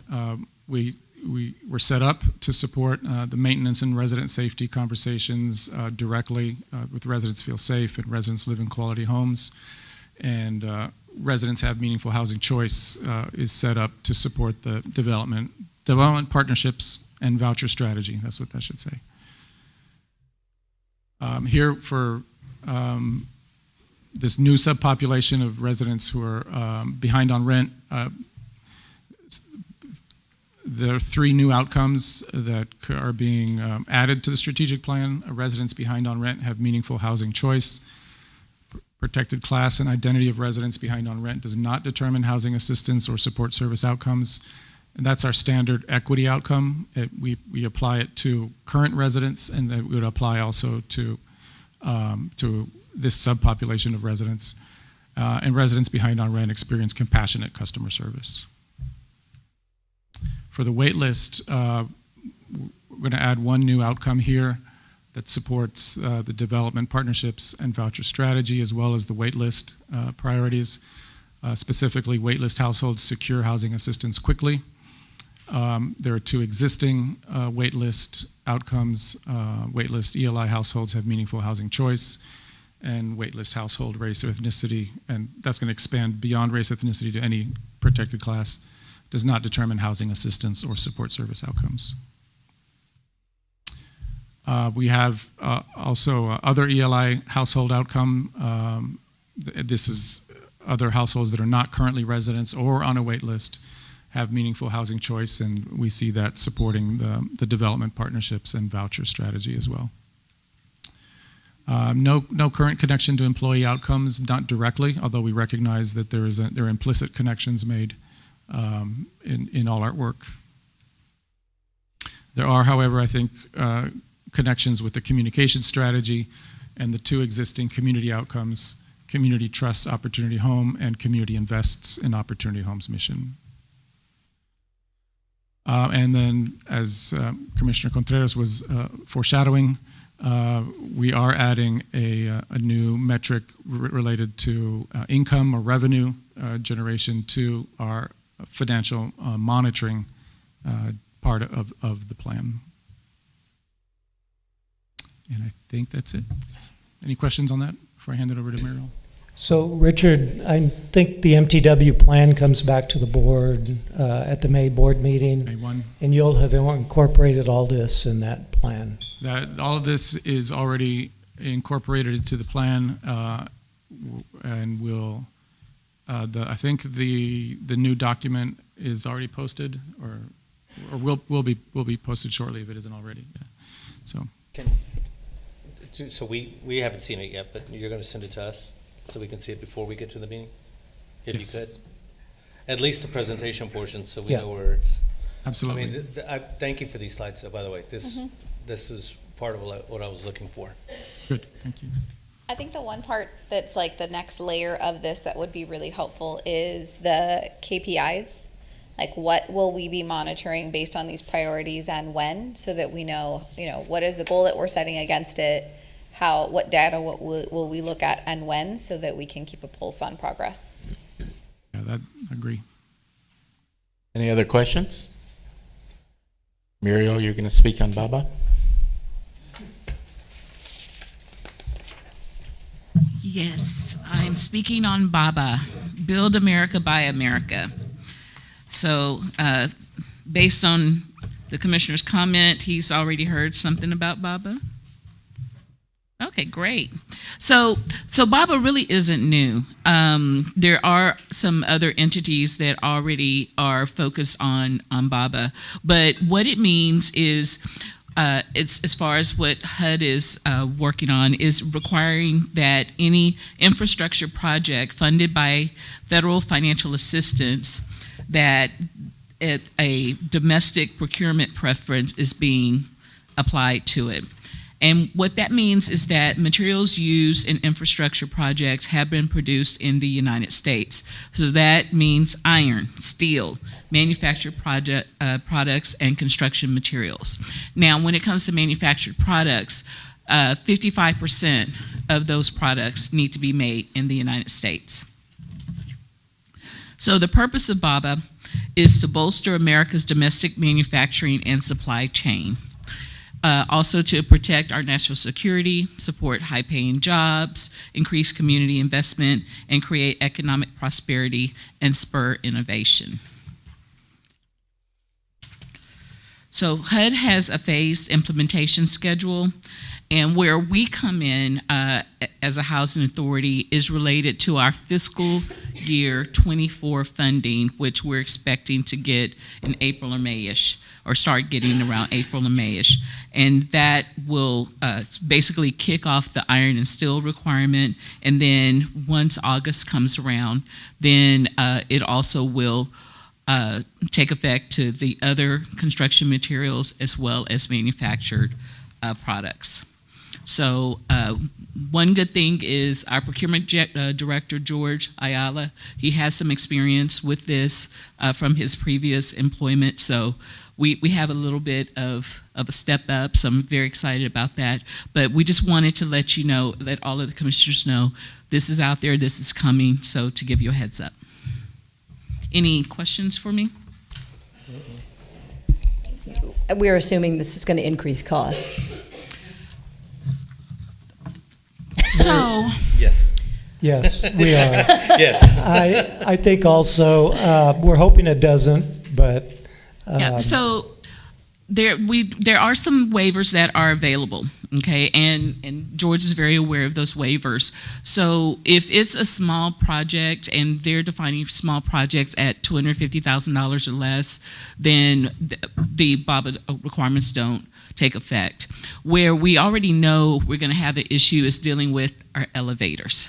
So unfortunately, most of the parts that are used for our elevators are manufactured overseas. So when we've had down elevators, and I know some of you commissioners dealt with some of the effects of that, part of the issue of getting them back online is because we had to wait till the parts came from overseas, because that's where they're manufactured. They're not manufactured here in the United States. And so with that in mind, we've already talked with our elevator companies, and Hector's also started being involved with this as well. We're definitely going to have to seek a waiver because we do have several elevator projects on our forefront. And I know one of the industry trade groups, CLAFA, for the large housing authorities, who also hosts the MTW Collaborative for the MTW agencies, is pushing back on this and asking that it be delayed, the implementation be delayed. I don't know if they're going to be successful at that, but that industry push is happening right now. Any other questions? Nope. Thank you, Muriel. I do have one item. I'm going to bounce this back to the I guess overall, just priorities. I know it's not an easy. These are not easy conversations, so I appreciate you certainly and staff, but it's it is important. We worried. We discussed it. That's probably this is why we believe it's important. Richard, I sort of feel like we beat up on you because you keep bringing up the data, and you have all the data. Please do not take any of it personal, but you do have the data, sort of the key to that part of it, and so we get to pick on you. But the other thing too, and I just wanted to make sure that because there were so much conversations with regards to the balances, there's no, we had asked, potentially could there be an action? There's no action. It's status, move forward with what we've already asked. It's the plans. There's a defined set right now. Keep moving forward with that because that needs to be done. So I just want to make sure that was clear. So, Corey, I jumped in front of you. That's okay.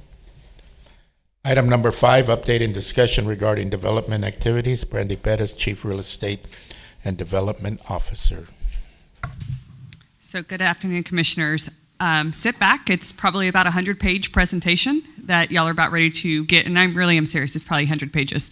But you're not going to hear from me. I'm actually going to bring up the experts that oversee these areas. But this was a conversation that we've had about what are our big wins that we have accomplished over the last couple of years as an organization.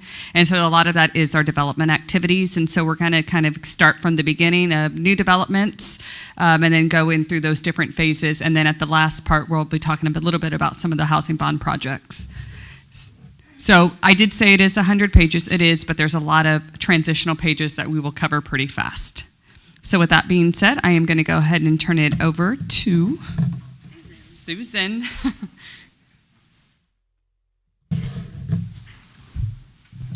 I'm going to interrupt for 2 seconds.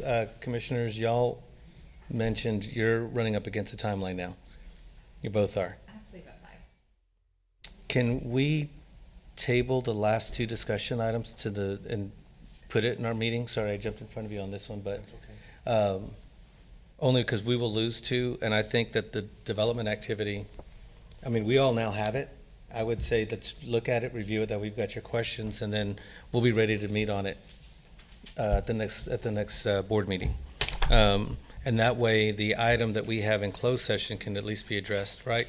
Yes, we do have a couple of items that have to be addressed in closed session. Okay, that way we can do that. So, you okay with that?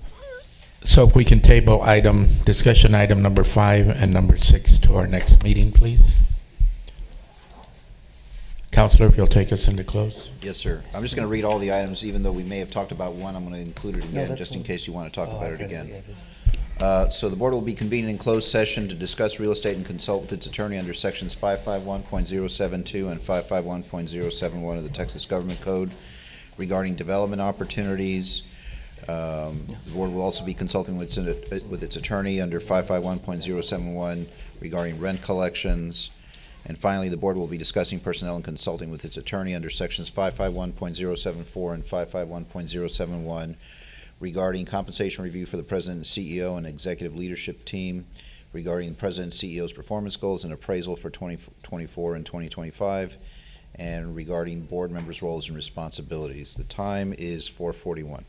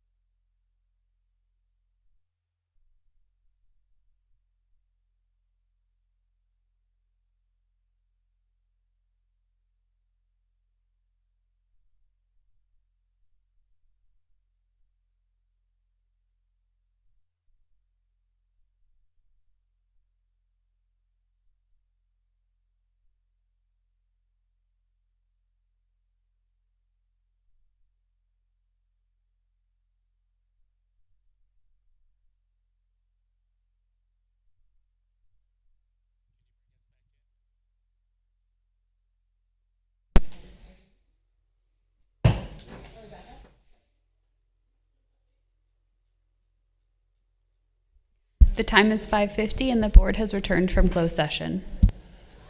With no further action, I ask for a motion to adjourn.